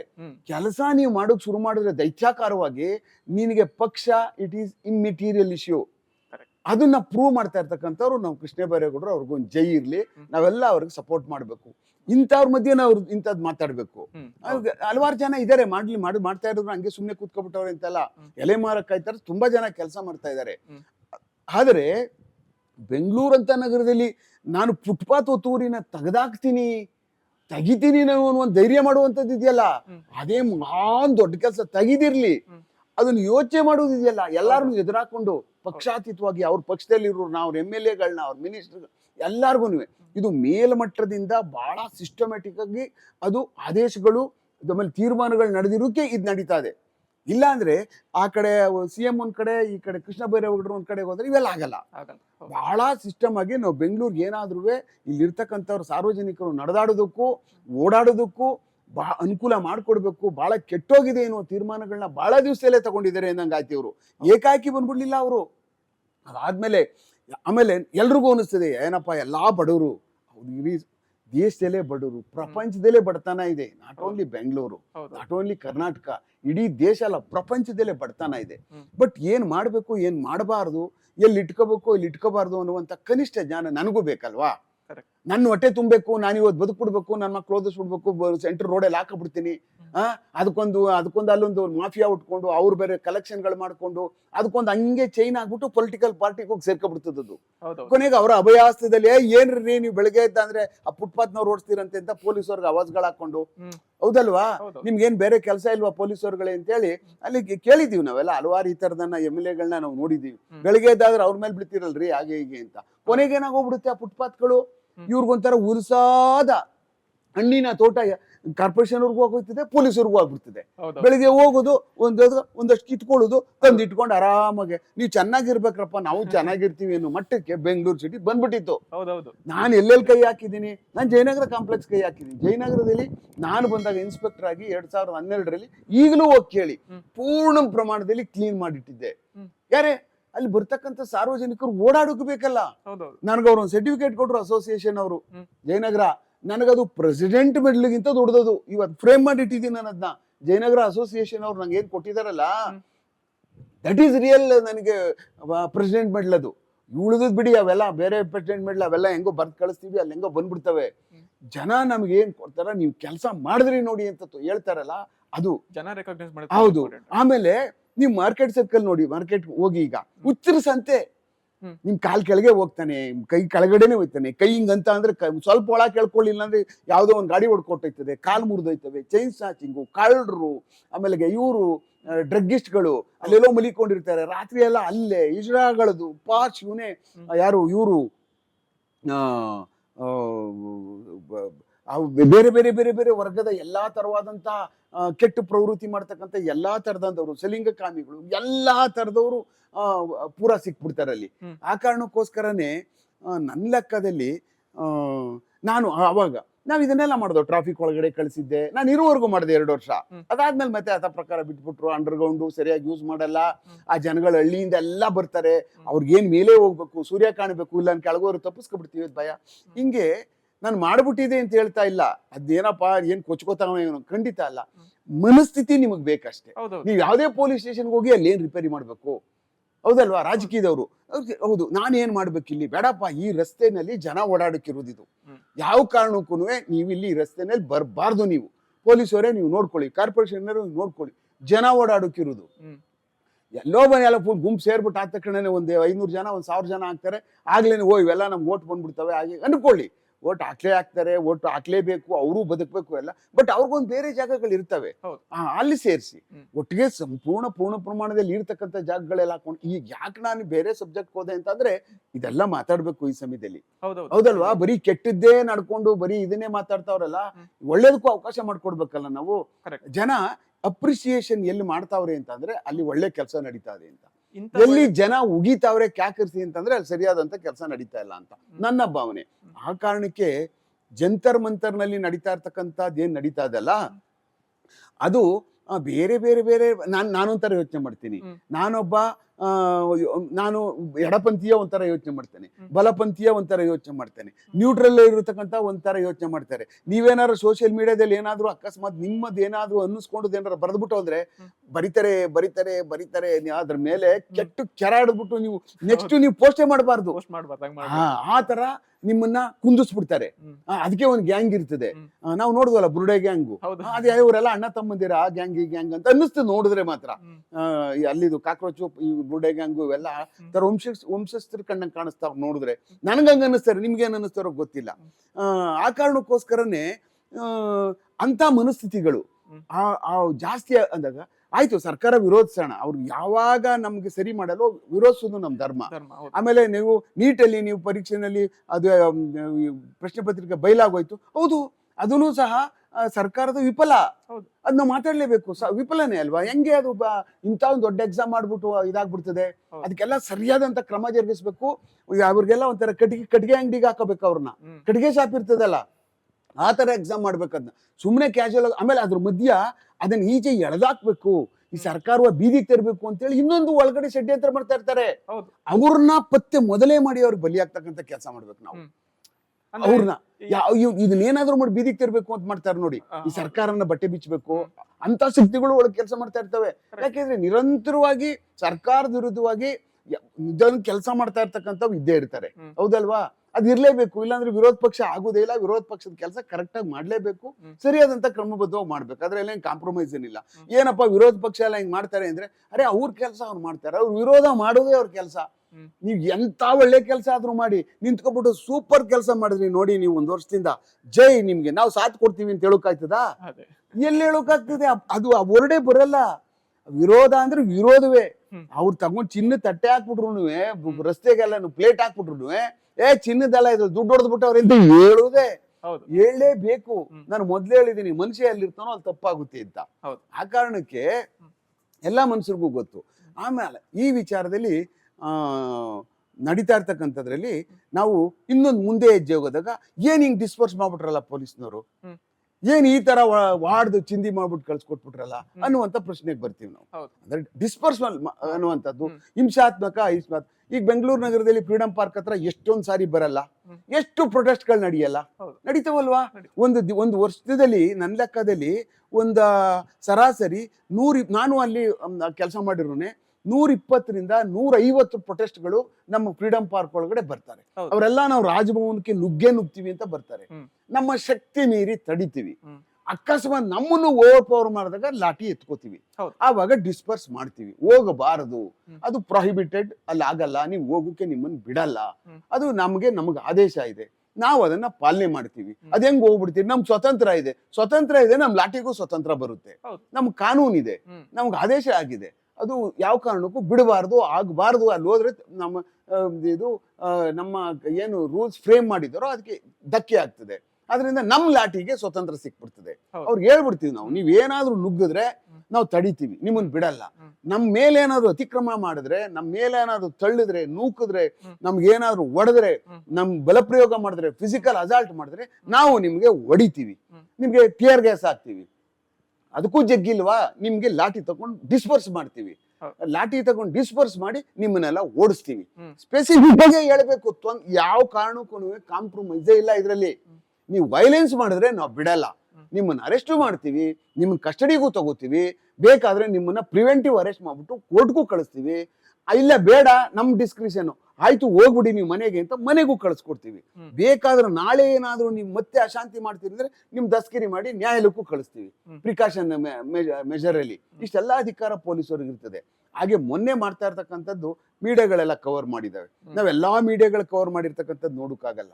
ನಾವ್ ಹೇಳ್ದಂಗೆ ಒಂದೊಂದು ಪಕ್ಷಕ್ಕೆ ಒಂದೊಂದು ಬ್ರಾಂಡೆಡ್ಗಳಾಗ್ಬಿಟ್ಟಿದ್ದಾರೆ ಅಂತ ಜನ ಮಾತಾಡ್ಕೋತಾವ್ರೆ.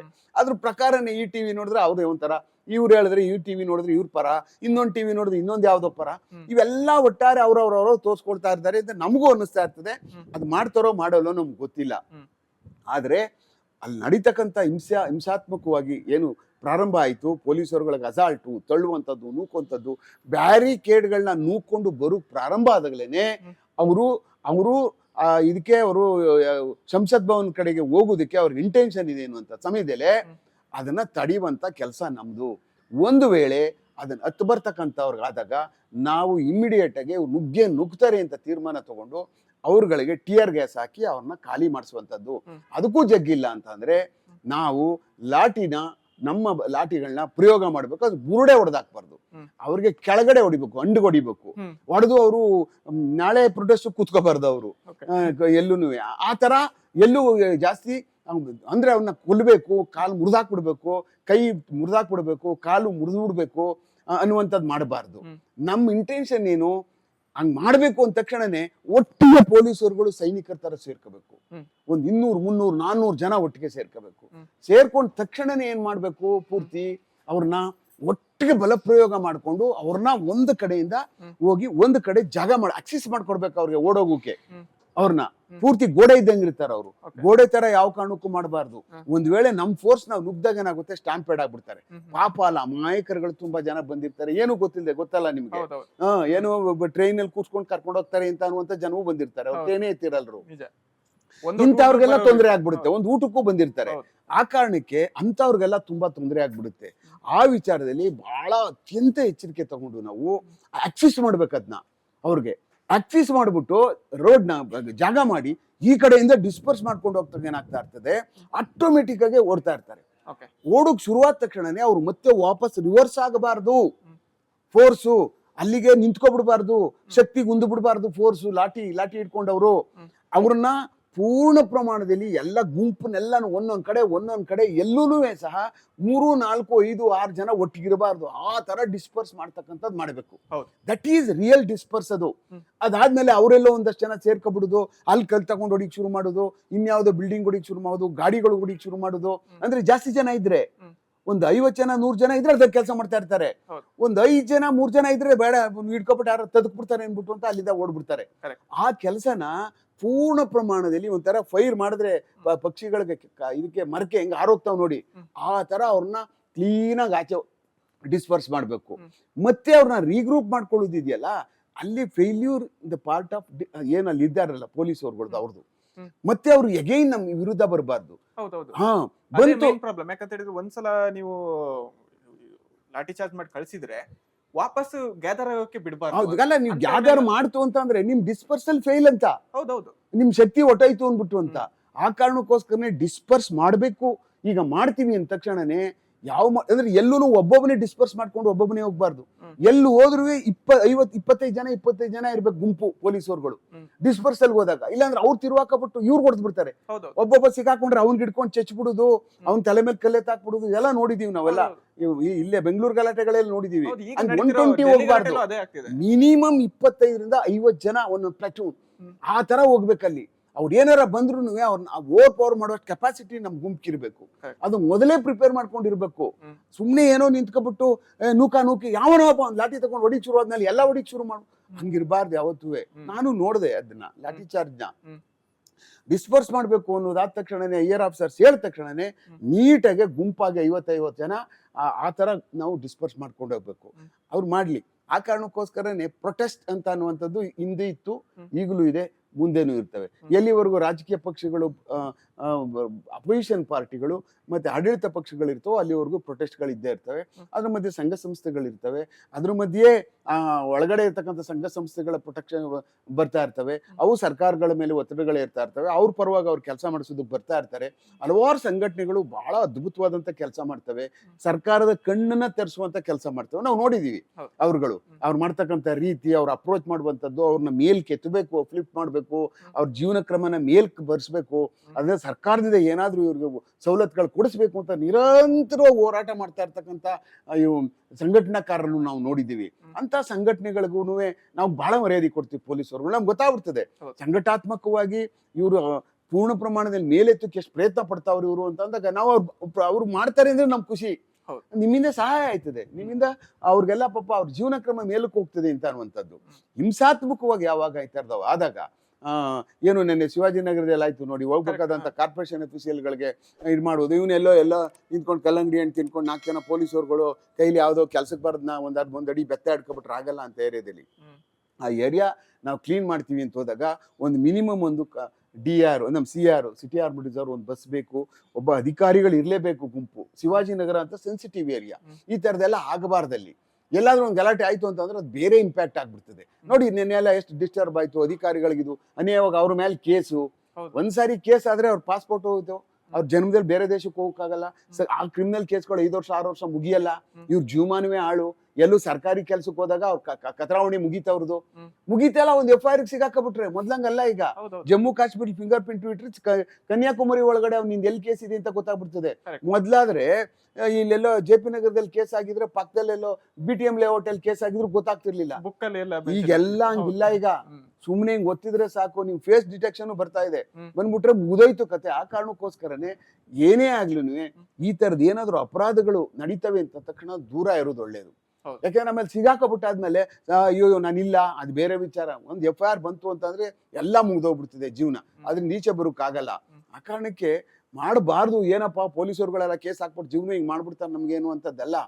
ನನ್ನ ಕೆಲಸ, ನನ್ನ ಇಂಟೆಂಟ್ ಸರಿ ಇರ್ಬೇಕು. ನಾನೇನ್ ಪ್ರೊಟೆಸ್ಟ್ ಮಾಡೋಕೆ ಹೋಗ್ತೀನೋ that should be a right way and right path, right object ನನ್ನ ತಲೆನಲ್ಲಿ ಇರಬೇಕು, ಪ್ರೊಟೆಸ್ಟ್ ಮಾಡಬೇಕು.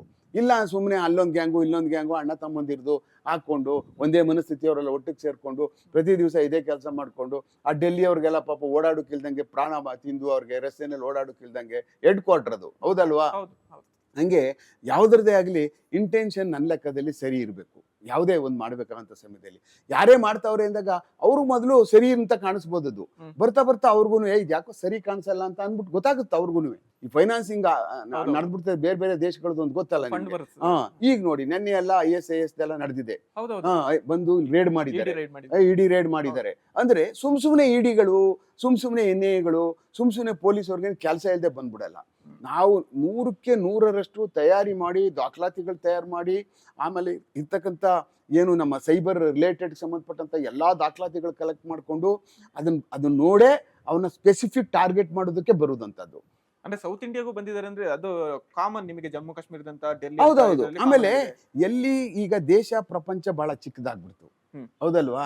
ಸುಮ್ನೆ ಈಗ ಒಂದ್ ಸೆಕೆಂಡ್ಗೆ ಹಿಂಗ್ ಅಂದ ತಕ್ಷಣನೇ ನಿಮ್ಗಾಗ್ಲೇ ನ್ಯೂಯಾರ್ಕ್ ಬಂದ್ ಮೆಸೇಜ್ ಹೋಗ್ತದೆ ವಿತ್ ಇನ್ ನೋ ಸೆಕೆಂಡ್, ಹೌದಲ್ವಾ? ಈಗ ವರ್ಲ್ಡ್ ಈಸ್ ವೆರಿ ಸ್ಮಾಲ್. ಮೊದ್ಲೊಂದ್ ಕಾಲದಲ್ಲಿ ನಮ್ಮೂರು ಬೆಂಗಳೂರು ಬಹಳ ದೂರ ಇತ್ತು. ಈಗ ಹಂಗಲ್ಲ, ನಮಗೂ ಅಮೆರಿಕ ಈಗ ಒಂಥರ ಬೆಳಿಗ್ಗೆ ಸಾಯಂಕಾಲ ಇದ್ದಂಗೆ. ಹೋಗಿ ಬರ್ತೀನಿ, ಅಲ್ಲಿಗೂ ನಾಳೆ ಬೆಳಗ್ಗೆ ಆಗಲೇ ಸಿಂಗಪುರ್ಗೆ ಹೋಗ್ತೀನಿ. ಹೀಗೆ ವರ್ಲ್ಡ್ ಬಹಳ ಚಿಕ್ಕದಾಗ್ತಾ ಇದೆ. ಕಮ್ಯುನಿಕೇಶನ್ ಮತ್ತೆ ನಮ್ಮ ಏನು ಟ್ರಾನ್ಸ್ಪೋರ್ಟೇಷನ್ ಇರೋದ್ರಿಂದ ದೇಶಗಳು ಮುಂದುವರಿತಾ ಇದೆ, ಪರ್ ಕ್ಯಾಪಿಟಲ್ಗಳು ಜಾಸ್ತಿ ಆಗ್ತಾ ಇರೋದ್ರಿಂದ, ಹಣದ ಮತ್ತೆ ಎಕಾನಮಿಗಳು ಬದಲಾವಣೆ ಆಗ್ತಾ ಇರೋದ್ರಿಂದ ದೇಶಗಳೆಲ್ಲ ಚಿಕ್ಕದಾಗ್ತಾ ಹೋಗ್ತಾ ಇರ್ತವೆ. ಮೊದಲು ಎಷ್ಟು ಸಂಖ್ಯೆನಲ್ಲಿ ಹೋಗ್ತಾ ಇದ್ರು? ಬೆಂಗಳೂರು ಇಂಟರ್ನ್ಯಾಷನಲ್ ಏರ್ಪೋರ್ಟ್ ಇಲ್ಲಿ ಇದ್ದಾಗ HL ಎಷ್ಟು ಜನ ಹೋಗ್ತಾ ಇದ್ರು? ಏನು ಒಂದು 25-30 ಕಾರ್ ನಿಂತ್ಕೊಂಡಿರುವ. ಈಗ ಲಕ್ಷ ಜನ ಟ್ರಾವೆಲ್ ಮಾಡ್ತಾರೆ. ಹಾಗೆ ಜನಸಂಖ್ಯೆನೂ ಜಾಸ್ತಿ ಆಗ್ತಾ ಇದೆ. ಆಮೇಲೆ ನಡೀತಾ ಇರ್ತಕ್ಕಂಥ ರಾಷ್ಟ್ರ ದೇಶ ವಿರೋಧಿ ಚಟುವಟಿಕೆಗಳು ಜಾಸ್ತಿ ಆಗ್ತಾ ಇದಾವೆ. ಆಮೇಲೆ ಇಡೀ ಪ್ರಪಂಚದಲ್ಲೇನೆ ಯಾವ್ದಾದ್ರು ಒಂದು ದೇಶನ ಮೇಲಕ್ಕೆ ಹೋಗ್ತಾ ಇದ್ರೆ ಅದು ಮುಗಿಸುವಂತ ಕಾರ್ಯಕ್ರಮಕ್ಕೆ ಪಾತಾಳಕ್ಕೆ ಹೋಗ್ಬಿಟ್ಟು ಕಾಸು ಕೊಟ್ಬಿಟ್ಟು ಮೆಡಿಸಿನ್ ಕೊಟ್ಬಿಟ್ಟು ಬರ್ತಾರೆ. ಬಟ್ ನಮಗೇನು ಓವರ್ಟೇಕ್ ಮಾಡ್ತಾವ್ರೆ, ನಮಗ್ ಮಾಡ್ತಾರೆ ಇವರು ಒಂದು 15-20 ವರ್ಷದಲ್ಲಿ ಅಂತ ಏನಾದ್ರು ಗೊತ್ತಾದಾಗ ಅದಕ್ಕೊಂದು ಷಡ್ಯಂತ್ರ ಮಾಡ್ತಕ್ಕಂಥ ಕೆಲಸಗಳು ಇಡೀ ಪ್ರಪಂಚದಲ್ಲಿ ನಾವು ನೋಡ್ತಾ ಇದ್ದೀವಿ. ಆ ಕಾರಣಕ್ಕೋಸ್ಕರ ಅದನ್ನೆಲ್ಲಾನು ಮೆಟ್ಟಿ ನಿಲ್ಲಬೇಕು, ಮೇಲ್ಕ್ ಹೋಗ್ಬೇಕು. ನಾವು ನಮ್ಮ ದೇಶ ಮೇಲ್ಕ್ ಹೋಗ್ಬೇಕು ಅಂದ್ರೆ ಇದನ್ನೆಲ್ಲ ಮೆಟ್ಟಿ ನಿಲ್ಲಬೇಕು. ಅಂತ ದೇಶ ವಿರೋಧಿ ಚಟುವಟಿಕೆಗಳನ್ನ ಮಾಡ್ತಾವ್ರೆ ಅಂತಂದಾಗ ಅವ್ರಿಗೆ ಸುಮ್ಮನೆ ಬಿಟ್ಬಿಡ್ಬೋದು. ಯಾವ್ದೋ ಆರ್ಗನೈಸೇಷನ್ ಅಲ್ಲಿ ಅವರೇ ಕೈ ಹಾಕ್ಬಿಟ್ರೆ ನಾವೆಲ್ಲ ಹಂಗ್ ಮಾಡ್ಬಿಡ್ತೀವಿ, ಸುಟ್ಟಾಕ್ ನಥಿಂಗ್ ಡೂಯಿಂಗ್. ಅವನ್ ಎಂತ ಬಲಿಷ್ಠನ ಆಗ್ಲಿ, ದೇಶದ ವಿರೋಧಿ ಚಟುವಟಿಕೆ ಮಾಡ್ತಾ ಇದ್ದಾನೆ, ಈ ದೇಶದ ವಿರುದ್ಧ ಕೆಲಸ ಮಾಡ್ತಾವನೆ ಅಂದ್ರ ಅವನ್ನ ಬಲಿ ಹಾಕಿ ಚಿಂದಿ ಚಿತ್ರಾನ್ನ ಮಾಡ್ಬಿಡ್ಬೇಕು. ಅವನು ಎಂತ ಅತ್ಯಂತ ಎತ್ತರದ ಪೊಸಿಷನ್ ಅಲ್ಲಿ ಇದ್ಬಿಡ್ಲಿ, ಅವನು ಅದ್ರಲ್ಲಿ ಕಾಂಪ್ರಮೈಸ್ ಮಾಡ್ಕೊಳ್ಳೇಬಾರ್ದು ಯಾವ ಕಾರಣಕ್ಕೂ. ಇಲ್ಲ ಅಂದ್ರೆ ಆ ಕ್ಯಾನ್ಸರಸ್ ಗಳೇನ್ ಮಾಡ್ಬಿಡ್ತೇವೆ, ಇಡೀ ದೇಶನೇ ಒಂದ್ ದಿವಸ ಸರ್ವನಾಶ ಮಾಡ್ಬಿಡ್ತಾರೆ. ಅದರಿಂದ ಈ ಸಿಸ್ಟಮ್ಗಳು ಅದಕ್ಕೆ ಯಾವಕ್ಕೂ ಕೇರ್ ಮಾಡಲ್ಲ. ರಾಜಕೀಯ ಪಕ್ಷಗಳಿರ್ತವೆ, ಅವು ಈ ಪಕ್ಷ ಇನ್ನೊಂದು ಪಕ್ಷ ಅವು ಏನೋ ಮಾಡ್ತಾ ಇರ್ತಾರೆ, ಅವ್ರದ್ದು ಬೇರೆ ಬೇರೆ ಕಾರ್ಯಕ್ರಮಗಳಿರ್ತವೆ, ಅವ್ರು ಯಾಕೆ ಬೆಳವಣಿಗೆ ಮಾಡಬೇಕು ಮಾಡ್ತಾ ಇರ್ತಾರೆ. ಬಟ್ ನಾವು ಸಿಸ್ಟಮಲ್ಲಿ ಕೆಲಸ ಮಾಡ್ತಾ ಇರ್ತೀವಲ್ಲ, ಏನು ನಾವು ಪೇಯ್ಡ್ಗಳು ಸಂಬಳ ತಗೊಂಡು ನಾವುಗಳು ಕಾಂಪ್ರಮೈಸ್ ಆಗಬಾರ್ದು. ಅವನ್ನ ಬಲಿಯಾಗ್ತಕ್ಕಂಥವ್ರನ್ನ ಬಲಿಯಾಗಬೇಕು, ಆಮೇಲೆ ನೇರಕ್ಕೆ ಇರಬೇಕು. ಆತ್ಮಸಾಕ್ಷಿಗೆ ವಿರುದ್ಧವಾಗಿ ಕೆಲಸ ಮಾಡಕ್ಕೆ ಹೋಗ್ಬಾರ್ದು. ಹೊಡಿಬೇಕು ಅಂದ ತಕ್ಷಣ ಲಾಠಿ ಚಾರ್ಜ್ ಬುರುಡೆನ ಸೆಂಟ್ರ್ ಹೊಡೆದಾಕ್ಬಿಟ್ಟು ಮೂಗು ಮುಸುಡಿ ಎಲ್ಲ ಚೆಚ್ ಬಿಸಾಕ್ಬಿಡೋದಲ್ಲ. ಲಾಠಿ ಚಾರ್ಜ್ ಹೆಂಗ್ ಮಾಡ್ಬೇಕು ಹಂಗೆ ಮಾಡ್ಬೇಕು. ಅವರು ಮನುಷ್ಯರು, ನಾವು ಮನುಷ್ಯರು. ಹೊಡೆದ ತಕ್ಷಣನೇ ಏಟಾಯ್ತದೆ. ಬಟ್ ನನ್ನ ಕೆಲಸ ಏನು ಡಿಸ್ಪರ್ಸ್ ಮಾಡುವಷ್ಟು ಅಷ್ಟೇ ನಂದು ಇಂಟೆನ್ಷನ್. ಅವ್ರಿಗೆ ಜಾಗ ಮಾಡ್ಕೊಡ್ಬೇಕು, ಓಡುಗ್ ಜಾಗ ಮಾಡ್ಕೊಡ್ಬೇಕು, ಅವ್ರಿಗೆಲ್ಲ ಆ ಥರ ಎಲ್ಲ ನಾವು ಕ್ರಿಯೇಟ್ ಮಾಡ್ಕೋಬೇಕಲ್ಲ ಎಲ್ಲನೂ. ಅದರಲ್ಲಿ ನನ್ನ ಲೆಕ್ಕದಲ್ಲಿ ಪೊಲೀಸರುಗಳು, ಅಲ್ಲಿ ಡೆಲ್ಲಿ ಪೊಲೀಸರುಗಳು ಅವ್ರಿಗೆ ಆಕ್ಸಿಸ್ ಮಾಡ್ಕೊಡಿದ್ರು ಸ್ವಲ್ಪ ಫೇಲ್ ಆದ್ರೆ ಅವರು. ಹಂಗ್ ಮಾಡಬಾರ್ದು ಯಾವತ್ತೂ. ಓಡೋರ್ಗೆ ಆಕ್ಸಿಸ್ ಮಾಡ್ಕೊಡ್ಬೇಕು. ಫಸ್ಟು ಒಂದು ಜಾಗ ಖಾಲಿ ಮಾಡಿಸ್ಬೇಕು ಒಂದು ರಸ್ತೆನಲ್ಲಿ. ಅವಾಗ ಈ ಕಡೆಯಿಂದ ಖಾಲಿ ಹೊಡ್ಕೊಂಡು ಹೋದಾಗ ಏನಾಗುತ್ತೆ, ಅಲ್ಲಿ ಜಾಗ ಇರುತ್ತೆ, ಹೊಡ್ತಾ ಇರ್ತಾರೆ, ಖಾಲಿ ಆಗ್ಬಿಡುತ್ತೆ. ಇಲ್ಲ ಹಿಂದ್ಗಡೆ ಅವ್ರು ಹೋಗುದೇ ಇಲ್ಲ, ಮುಂದ್ಗಡೆ ಏಟ್ ತಿಂತ ಇವ್ರು ನೋಡ್ಕೊಂಡು ಹಿಂಗೆ ಹಿಂಗೆ ಹಿಂಗೆ ನೋಡಿ ನಿಂತ ಇರ್ತಾರೆ ಗೋಡೆ ತರ. ಆ ಕಾರಣಕ್ಕೆ ಇವ್ರ ಹಿಂದೆ ಪೊಲೀಸರು ಹೋಗಕ್ಕಾಗಲ್ಲ, ಅಲ್ಲಿಗೆ ಭಯ ಅವ್ರಿಗೆ. ಆ ಕಾರಣಕ್ಕೆ ಅವ್ರು ಇಲ್ಲೇ ಹೊಡಿಬೇಕು, ಅವ್ರು ಹಿಂದೆ ಅವ್ರು ಹೋಗಲ್ಲ. ಅವಾಗ ಸ್ಟ್ಯಾಂಪೇಡ್ ಆಗ್ಬಿಡ್ತವೆ, ಅವಾಗ ಸತ್ತೋಗ್ಬಿಡ್ತಾರೆ. ಆ ಕಾರಣಕ್ಕೆ ಯಾರದೇ ಆಗ್ಲಿ ಪ್ರಾಣಹಾನಿ ಈ ತರದೆಲ್ಲ ಆದಾಗ ನಮ್ಮ ಮೇಲೆ ಗೂಬೆ ಕೂರಿಸ್ಬಿಡ್ತಾರೆ.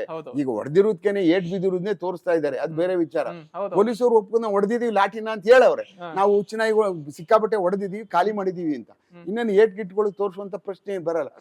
ಹೊಡೆಯುವಂತ ರೀತಿ, ಹೊಡಿಬೇಕು ಅದೆಲ್ಲ ಡಿಸ್ಪರ್ಸ್ ಮಾಡುವಂತ ರೀತಿನೂ ನಮ್ಮ ಮಟ್ಟದಲ್ಲಿ ಪೊಲೀಸರು ನಾವ್ ಯಾಕೆ ಮಾಡಬೇಕು, ಅವ್ನಿಗೆ ಅತ್ಯಂತ ಕಡಿಮೆ ಫೋರ್ಸ್ ಯೂಸ್ ಮಾಡವನ್ನ ಅಲ್ಲಿಂದ ಖಾಲಿ ಹೆಂಗ್ ಮಾಡಿಸ್ಬೇಕು ಅನ್ನುವಂತ ಮನಸ್ಥಿತಿ ಇಟ್ಕೊಂಡು ನಾವ್ ಯಾವತ್ತೂ ಮಾಡ್ಬೇಕಾಗ್ತದೆ.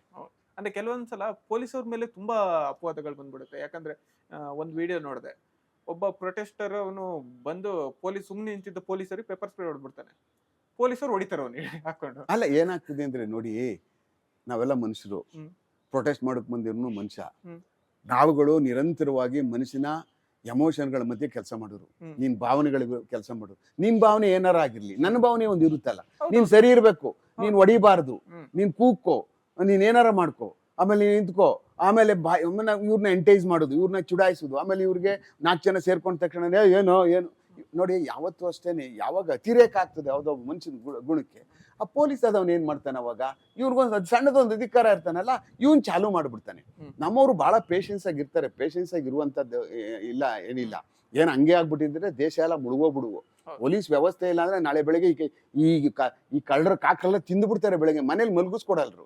ಹಂಗಂಗೆ ನಿಮ್ ಕೈಯಲ್ಲಿ ಇದ್ದವನ ಹಂಗಂಗೆ ಕಡ್ಕೊಂಡು ಎತ್ಕೊಂಡ್ಬಿಡ್ತಾರೆ. ವಾಚ್ಗಳು ಗೀಚ್ಗಳೆಲ್ಲನೂ.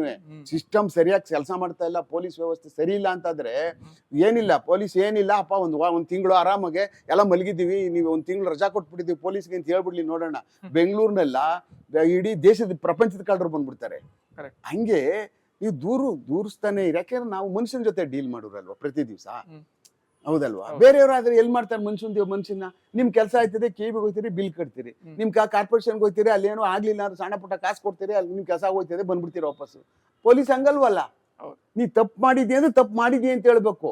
ನೀನ್ ಒಪ್ಕೊಳ್ಳಲ್ಲ. ಯಾರು ಒಪ್ಕೋತಾರೆ ನಾನು ತಪ್ಪು ಮಾಡಿದೀನಿ ಬೆಂಗಳೂರಿನಲ್ಲಿ? ಇಷ್ಟು ಕೇಸ್ ಹಾಕಿ ಕಳಿಸ್ತೀವಿ ಕೋರ್ಟಲ್ಲಿ. ಸ್ವಾಮಿ ತಪ್ಪು ಮಾಡ್ಬಿಟ್ಟಿದೀನಿ ಅಂತ ಹೋಗಿ ನಿಂತ್ಕೊಂಡು ನೋಡೋಣ. 1 ವರ್ಷ ನಿಂತ್ಕೊಳ್ಳಿ, ಕೋರ್ಟ್ಗೆ ಹೋಗಿ. ಯಾರಾದ್ರೂ ಒಬ್ಬ ಹೇಳ್ತಾನೆ ನೋಡೋಣ. 1 ವರ್ಷ ನೀವು ಕೋರ್ಟ್ಗೆ ಪ್ರತಿ ದಿವಸ ಹೋಗಿ ನಿಂತ್ಕೊಳ್ಳಿ. ಯಾರಾದ್ರೂ ಒಬ್ಬ ಪುಣ್ಯಾತ್ಮ ಹೇಳ್ತಾನೆ ನಾನು ತಪ್ಪು ಮಾಡ್ಬಿಟ್ಟಿದ್ದೀನಿ, ಕ್ಷಮಿಸಿ ಸ್ವಾಮಿ ಅಂದ್ಬಿಟ್ಟು ಅಂತ. ಹಂಗಾರೆ ಯಾರು ತಪ್ಪೇ ಮಾಡ್ತಾ ಇಲ್ವಾ ಜಗತ್ತಲ್ಲಿ? ಆ ಒಪ್ಕೊಳ್ಳುವಂತ ಮನಸ್ಥಿತಿ ಇದೆಯಲ್ಲ, ಇಲ್ವಲ್ಲ? ಅದರಿಂದ ಇವೆಲ್ಲ ನಡೀತಾವ. ಆ ಕಾರಣಕ್ಕೋಸ್ಕರ ನೀವೆಲ್ಲ ತಲೆ ಕೆಡ್ಸ್ಕೊಳ್ಬೇಕಾದದ್ದೇನಲ್ಲ. ಈ IAS ಅಂತವ್ರು ಎಷ್ಟೇ ಜನ ಎಷ್ಟೇ ದುಡ್ಡು ಕೊಟ್ರು ಎಲ್ಲಿಗೆ ಅದು ಹೋಗಿ ತಲುಪುವಂಥದ್ದೇ ಆಗಲಿ, ಅವ್ರು ಮಾಡಲಿ, ಹಾಗೆ ಮಾಡಲಿ. ಅವ್ರು ಏನೇ ಅಪ್ಲಿಕೇಶನ್ ಮಾಡ್ಕೊಳ್ಳಿ, ಯಾವುದೇ ಡಾರ್ಕ್ ವೆಬ್ ಅವರು ಕಾಂಟ್ಯಾಕ್ಟ್ ಮಾಡ್ಲಿ, ಏನೇ ಮಾಡಿದ್ರು ಅವ್ರಂತೂ ದಾರ ಕಟ್ಕೊಂಡು ಮಾಡೋಕ್ಕಾಗಲ್ವಲ್ಲ. ಒಂದ್ ಸಮೂಹನ ಯೂಸ್ ಮಾಡ್ಲೇಬೇಕಲ್ಲ ಈ ದೇಶದ. ನಮ್ ಸೆಟಲೈಟ್ ಯೂಸ್ ಮಾಡ್ಲೇಬೇಕಲ್ಲ, ಅದ್ ಬಿಟ್ಟು ಬೇರೆ ಮಾಡೋಕ್ಕಾಗಲ್ವಲ್ಲ. ಅವ್ರದೇ ಸೆಟಲೈಟ್ ಬಿಟ್ಕೊಳ್ಳಿಲ್ವಲ್ಲ, ಎಲ್ಲೋ ತೆಗೆದ್ಬಿಟ್ಟು ಟೆರರಿಸ್ಟ್ ಸೆಟಲೈಟ್ ಅನ್ಬಿಟ್ಟು ಅಂತ. ಸಾಧ್ಯ ಇಲ್ವಲ್ಲ. ನಮ್ಮದ್ರ ಒಳಗಡೆನೆ ಸೇರ್ಕೊಂಡು ಕ್ಯಾನ್ಸರಸ್ ಒಳಗಡೆ ಇರ್ಬೇಕಾದಂತ ಸಮಯದಲ್ಲಿ ಸರಿಯಾಗಿ ಟ್ರೀಟ್ಮೆಂಟ್ ಕೊಟ್ಬಿಟ್ರೆ ಮುಗ್ದೋಯ್ತಾವ ಅವು. ಆ ಕಾರಣ ಕಾಲಕ್ಕೆ ಆಗ್ತಕ್ಕಂಥ ಟ್ರೀಟ್ಮೆಂಟ್ ನೆನ್ನೆ IAS ಅವ್ರಿಗೆ ಸಂಬಂಧ ಇದೆ ಅಂತ ಬೆಂಗಳೂರು ನಗರದಲ್ಲಿ ಬಂದು ನಾವು ED ಅವ್ರು ಬಂದು ಮತ್ತೆ ಬೇರೆ ಬೇರೆ ಏಜೆನ್ಸಿಗಳವ್ರು ಬಂದು ಕ್ರಮ ಜರುಗಿಸ್ತಾ ಇದ್ದಾರೆ. ಇಷ್ಟೇ, ಬೇರೆ ಏನೂ ಇಲ್ಲ. ಸರ್, ಈ ಪ್ರೊಟೆಸ್ಟ್ ಈಗ ಸ್ಟೂಡೆಂಟ್ ಪ್ರೊಟೆಸ್ಟ್ ಆಗ್ತಾ ಇದೆ ಅನ್ಕೊಳ್ಳಿ. ಸ್ಟೂಡೆಂಟ್ ಪ್ರೊಟೆಸ್ಟ್ ಅಲ್ಲಿ ಅರೆಸ್ಟ್ ಮಾಡಿದವ್ರನ್ನ FIR ಆಗ್ತಾರೆ, ಜೈಲಲ್ಲಿ ಇಷ್ಟು ಸಮಯ ಜೈಲಲ್ಲಿ ಇರ್ತಾರೆ ಅಂತ. ಆದ್ರೆ ಪೊಲಿಟಿಷಿಯನ್ ಯಾರು ಅದೇ ತರ ಗಲಭೆ ಮಾಡಿ ಸೇಮ್ ಟೈಪ್ ಅಂದ್ರೆ ಬ್ಯಾರಿಕೇಡ್ ಹೊಡೆದಾಕಿ ಇಲ್ಲ ಬ್ಯಾರಿಕೇಡ್ ಹಾರಿ ಆ ತರ ಏನಾದ್ರು ಹೇಳ್ಕೊಂಡೋದ್ರೆ ಅರ್ಧ ಗಂಟೆ ಬಿಟ್ಟು ಕಳಿಸ್ತಾರೆ ಪೊಲೀಸರು. ಅಲ್ಲ, ನಮ್ ಡಿಸ್ಕ್ರಿಷನ್ ಇರ್ತದೆ. ಏನು ಅವ್ರನ್ನು ಕರ್ಕೊಂಡು ಹೋಗ್ಬಿಟ್ರಿ, ಅರೆ ನಾಳೆ ದಿವಸ ಮತ್ತೆ ಪ್ರಾಬ್ಲಮ್ ಮಾಡ್ತಾರೆ ಅಂತ ಅನ್ನುವಂಥದ್ದು ನಮಗೆ ಗೊತ್ತಾದ ತಕ್ಷಣನೇ ರಿಪೋರ್ಟ್ ಹಾಕಿ ಅವ್ನ ರಿಮೈಂಡ್ ಮಾಡಿ ಅಂತ ಕಳಿಸ್ತೀವಿ. ಇವ್ರು ಒಂದಷ್ಟು ಜನ ಇದ್ದಾರೆ, ಇವರೆಲ್ಲ ಸುಮ್ಮನೆ ವೇಸ್ಟ್ ಆಗಿ ಬಂದು ನಿಂತ್ಕೊಂಡಿದ್ರು ಪಾಪ, ಇವ್ರನ್ನೆಲ್ಲ ತುಂಬ್ಕೊಂಡ್ಬಿಟ್ಟಿದ್ರು, ಕಳಿಸ್ರಿ ಇವ್ರು ಮನೆಗೆ ಹೋಗ್ಬಿಡ್ಲಿ ಪಾಪ ಅಂತ ಹೇಳ್ತೀವಿ. That is our discretion. ಎಲ್ಲರಿಗೂ ಒಂದೇ ಮಾನದಂಡ ಇಲ್ಲ, ಯಾವುದೇ ಒಂದು ಪ್ರೊಟೆಸ್ಟ್ ಹೋದಾಗ ಅರೆಸ್ಟ್ ಮಾಡುವಂಥದ್ದು. ನನಗೆ ಏನ್ ಅನಿಸ್ತದೋ ದಟ್ ಈಸ್ ಮೈ ಡಿಸ್ಕ್ರಿಷನ್. ಈ ಗುಂಪುಗಳು ಇವ್ರು ನಾಳೆ ಪ್ರಾಬ್ಲಮ್ ಮಾಡ್ಬೋದು, ಈಗ ಬಿಟ್ಟು ಕಳಿಸಿದ್ರು ಮತ್ತೆ ಪ್ರಾಬ್ಲಮ್ ಮಾಡ್ತಾರೆ, ಇವರು ಸಾರ್ವಜನಿಕವಾಗಿ ಶಾಂತಿ ಭಂಗ ಉಂಟು ಮಾಡ್ತಾರೆ ಅನ್ನುವಂಥದ್ದು ಹಾಕಿ ನಾವು ಅವ್ರನ್ನ ಮ್ಯಾಜಿಸ್ಟ್ರೇಟ್ ಮುಂದೆ ಕಳಿಸುವಂಥದ್ದು, ಅವ್ರನ್ನ ಕಸ್ಟಡಿ ಕೊಡುವಂಥದ್ದು ಮಾಡ್ತೀವಿ. ಉಳಿದವ್ರನ್ನೆಲ್ಲ ಕರ್ಕೊಂಡೋಗಿ ಎಲ್ಲೆಲ್ಲೆಲ್ಲೆಲ್ಲೆಲ್ಲ ಬಸ್ಗಳು ಸಿಗಲ್ವಲ್ಲ ತಗೊಂಡೋಗಿ ಬಿಟ್ಬಿಡ್ತೀವಿ. ಅಲ್ಲಿಂದ ನಡಿಬೇಕು ಅವರು. ನಮಗೂ ಇರ್ತದಲ್ಲ, ಇವ್ರು ನಡ್ಕೊಂಡ್ ಬರೋ ವರ್ಷದಲ್ಲಿ ಕಾಲು ಬಿದ್ದೋಗ್ಬಿಡ್ಬೇಕು, ನಾಳೆ ನಿಂತ್ಕೋಬಾರ್ದು ಅವರು. ಇವೆಲ್ಲ ಸ್ಟ್ರಾಟಜಿಗಳು ಯೂಸ್ ಮಾಡ್ತೀವಿ ನಾವು. ಆ ಕಾರಣಕ್ಕೆ ಇವೆಲ್ಲ ಸ್ಟ್ರಾಟಜೀಸ್ ಅಂತ ಕರಿತೀವಿ. ಅವ್ರು ತೊಂದರೆ ಕೊಡುವಂಥದ್ದು ಅಂತ ಅಲ್ಲ. ಇದೆಲ್ಲ ಮಾಡುವಂಥದ್ದೆಲ್ಲ ಸಾರ್ವಜನಿಕರ ಶಾಂತಿ ಭಂಗ ಆಗಬಾರ್ದು, ಸಾರ್ವಜನಿಕ ವ್ಯವಸ್ಥೆಗೆ ಧಕ್ಕೆ ಆಗಬಾರ್ದು, ಅಹಿಂಸಾತ್ಮಕವಾಗಿ ತಿರುಗಬಾರ್ದು, ಸಾರ್ವಜನಿಕ ಆಸ್ತಿ ಪಾಸ್ತಿಗಳು ಲೂಟಿ ಆಗಬಾರ್ದು ಅನ್ನುವಂಥ ಒಂದು ಮನಸ್ಥಿತಿ ಇಟ್ಕೊಂಡು ಈ ತರ ಎಲ್ಲ ಕಾರ್ಯಕ್ರಮಗಳನ್ನ ಪೊಲೀಸರುಗಳು ಸಿಸ್ಟಮ್ ಮಾಡ್ತೀವಿ. ಅಷ್ಟೇ ಸಾಕು. ಸರ್, ಶಿವಾಜಿನಗರದಲ್ಲಿ ಅದೇ ಮಾರ್ಕೆಟಿಂಗ್ ಪ್ಲೇಸ್ ಫುಟ್ಪಾತ್ ಒತ್ತುವರಿ ಸಮಯದಲ್ಲಿ ಅಧಿಕಾರಿಗಳ ಮೇಲೆ ಹಲ್ಲೆ ಆಯಿತು, ಪೊಲೀಸರ ಮೇಲೆ ಕೂಡ ಹಲ್ಲೆ ಆಯಿತು. ಈ ಬಿಡದಿ ಇದು ಬಂದಾಗ ರೈತರು ಅಂದ್ರೆ ಅಧಿಕಾರಿಗಳು ರೈತರ ಗಮನಕ್ಕೆ ಬರದೆ ಇದು ಜಮೀನು ಅಳತೆ ಮಾಡುವಾಗ ರೈತರು ಪರ್ಕೆ ಹಿಡ್ಕೊಂಡ್ ಬಂದ್ರು, ಕೆಲವರಿಗೆ ಪೆಟ್ಟು ಕೂಡ ಬಿತ್ತು. ಇಂಥ ಟೈಮಲ್ಲಿ ಪೊಲೀಸವರಿಗೆ ಏನು ಮಾಡೋ ಅಧಿಕಾರ ಇದೆ ಅಂತ ನೋಡಿ. ಪೊಲೀಸರುಗಳು ಅಲ್ಲಿಗೆ ಹೋಗುದೇನಕ್ಕೆ? ಪೊಲೀಸರುಗಳು ಯಾವುದಾದ್ರೂ ಒಂದು ನ್ಯಾಯಾಂಗ ವ್ಯವಸ್ಥೆಯಿಂದ ನ್ಯಾಯಯುತವಾಗಿ ಬಂದಿರತಕ್ಕಂಥ ಯಾವುದೇ ಒಂದು ಸಿಸ್ಟಮ್, ಸರ್ಕಾರದ ಅಧಿಕಾರಿಗಳು ಅವರು ಕೆಲಸ ಮಾಡೋದಕ್ಕೆ ಪ್ರೊಟೆಕ್ಷನ್ ನಮಗೆ ಬೇಕು ಅಂತ ಕೊಟ್ಟಾಗ ನಾವು ಪ್ರೊಟೆಕ್ಷನ್ಗೆ ಹೋಗ್ತಕ್ಕಂಥ ಕೆಲಸ ಮಾಡಬೇಕು. ಹೌದಲ್ವಾ? ಹೌದು. ನಾವು ಜಮೀನುಗಳಿಗೆ ಇವತ್ತು ಅವ್ರು ಅಳತೆಗೆ ಬರ್ತಾ ಇದ್ದಾರೆ ಅಂತ ಅಂದ್ಬಿಟ್ಟುವಂಥದ್ದು ಗೊತ್ತಿರ್ತದೆ, ಎಲ್ಲ ಅಧಿಕಾರಿಗಳಿಗೂ ಗೊತ್ತಾಗಿರುತ್ತೆ, ಮೇಲ್ಮಟ್ಟದ ಎಲ್ಲ ಅಧಿಕಾರಿ ವರ್ಗದವ್ರಿಗೂ ಸಹ ತಿಳಿಸಿರ್ತೀವಿ. ಅಲ್ಲಿ ಬಂದಾಗ ಈ ಥರದ್ದು ನಾಳೆ ಮಾಡ್ತಾರೆ ಎನ್ನುವಂಥ ಇಂಟೆಲಿಜೆನ್ಸು ಸಹ ಪೊಲೀಸವ್ರಿಗೆ ಬರ್ತದೆ. ನಾಳೆ ಹಿಂಗೆ ಹೋದಾಗ ಅಲ್ಲಿರ್ತಕ್ಕಂಥ ಜನ ಬಂದು ಹೊಡಿಯುವಂಥದ್ದು ಮಾಡ್ತಾರೆ ಅಂದ್ಬಿಟ್ಟು ಇದೇನಲ್ಲ. ನಾವಿಲ್ಲಿ ಮಾರತಳ್ಳಿ ರಿಂಗ್ ರೋಡ್ ಬರುತ್ತೆ, ಗೊತ್ತಲ್ಲ ನಿಮ್ಗೆ. ಆ ರಿಂಗ್ ರೋಡ್ ಮಾಡುವಂಥ ಸಮಯದಲ್ಲೇ ಅದು ಬಿಡಿಸ್ಕೊಳ್ಳೋಕ್ಕಾಗದೆ ನಾವೇ ತಿಂಗಳಾರ್ಗಟ್ಲೆ ಟೆಂಟ್ ಹಾಕೊಂಡು ಮಲಿಕೊಂಡಿದ್ದೀವಿ. ರಸ್ತೆಗೆ ನಾವು ಬಿಡುದಿಲ್ಲ ಜಾಗನ ಹಾಗೆ ಹೀಗೆ ಅಂತ ಹೇಳಿ ಅಂತ ಹಲವಾರು ಹಳ್ಳಿಗಳವರೆಲ್ಲ ಬಂದು ನಮ್ಮ ವಿರುದ್ಧ ಸಿಕ್ಕಾಪಟ್ಟೆ ಬಂದ್ರು. ಇವೆಲ್ಲ ಸರ್ಕಾರ, ಇವೆಲ್ಲ ಜಮೀನಿಗೆ ಅಂತ ಹೋದಾಗ ಬಂದೇ ಬರ್ತವೆ. ಹೌದಲ್ವಾ? ನಿಮ್ ಕಾಲ್ ಮೇಲೆ ಕಾಲಿಟ್ಟಾಗ ಏನಾಗ್ತದೆ, ನೀವೇನ್ ಮಾಡ್ತೀರಿ? ಇನ್ನೊಂದ್ ಕಾಲಲ್ಲಿ ಒದಿತೀರಲ್ವಾ, ಈ ಕಾಲ್ಗೂ ಇಡಿ ಅಂತ ಹೇಳ್ತೀರಾ ನೀವು? ಇದು ಅಷ್ಟೇ ಪ್ರೊಟೆಸ್ಟ್ ಅಷ್ಟೇ. ಇದು ಸರ್ಕಾರಕ್ಕೆ ಅಧಿಕಾರ ಇದೆ ಯಾವುದೇ ಜಾಗಗಳನ್ನ ಸಾರ್ವಜನಿಕವಾಗಿ ಉಪಯೋಗ ಮಾಡ್ಕೊಳ್ಳೋದಕ್ಕೋಸ್ಕರನೇ ಕಾನೂನಲ್ಲಿ ಅವಕಾಶ ಏನಿದೋ ಅದನ್ನ ಬಳಸ್ಕೊಳ್ಳೋಕೆ ಹೋಗ್ತಾರೆ.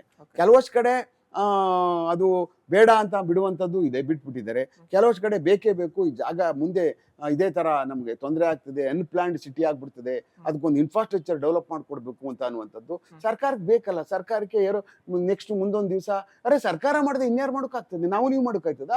ನಾವು ನೀವು ಏರ್ಪೋರ್ಟ್ ಮಾಡೋಕ್ಕಾಯ್ತದ? ನಾವು ನೀವು ಟೌನ್ಶಿಪ್ ಮಾಡೋಕ್ಕಾಗ್ತದ? ನಾವು ನೀವು ಅಂಜನಾಪುರ ಲೇಔಟ್ ಮಾಡೋಕ್ಕಾಗ್ತಿತ್ತ? ನಾವು ನೀವು ಬನಶಂಕರಿ 6 ಸ್ಟೇಜ್ ಮಾಡೋಕ್ಕಾಗ್ತಿತ್ತ? ಇಲ್ಲ ಅರ್ಕಾವತಿ ಲೇಔಟ್ ಮಾಡೋಕ್ಕಾಗ್ತಿತ್ತ? ಸರ್ಕಾರನೇ ಮಾಡ್ಬೇಕಲ್ಲ ಅದನ್ನ. ಹೌದಲ್ವಾ?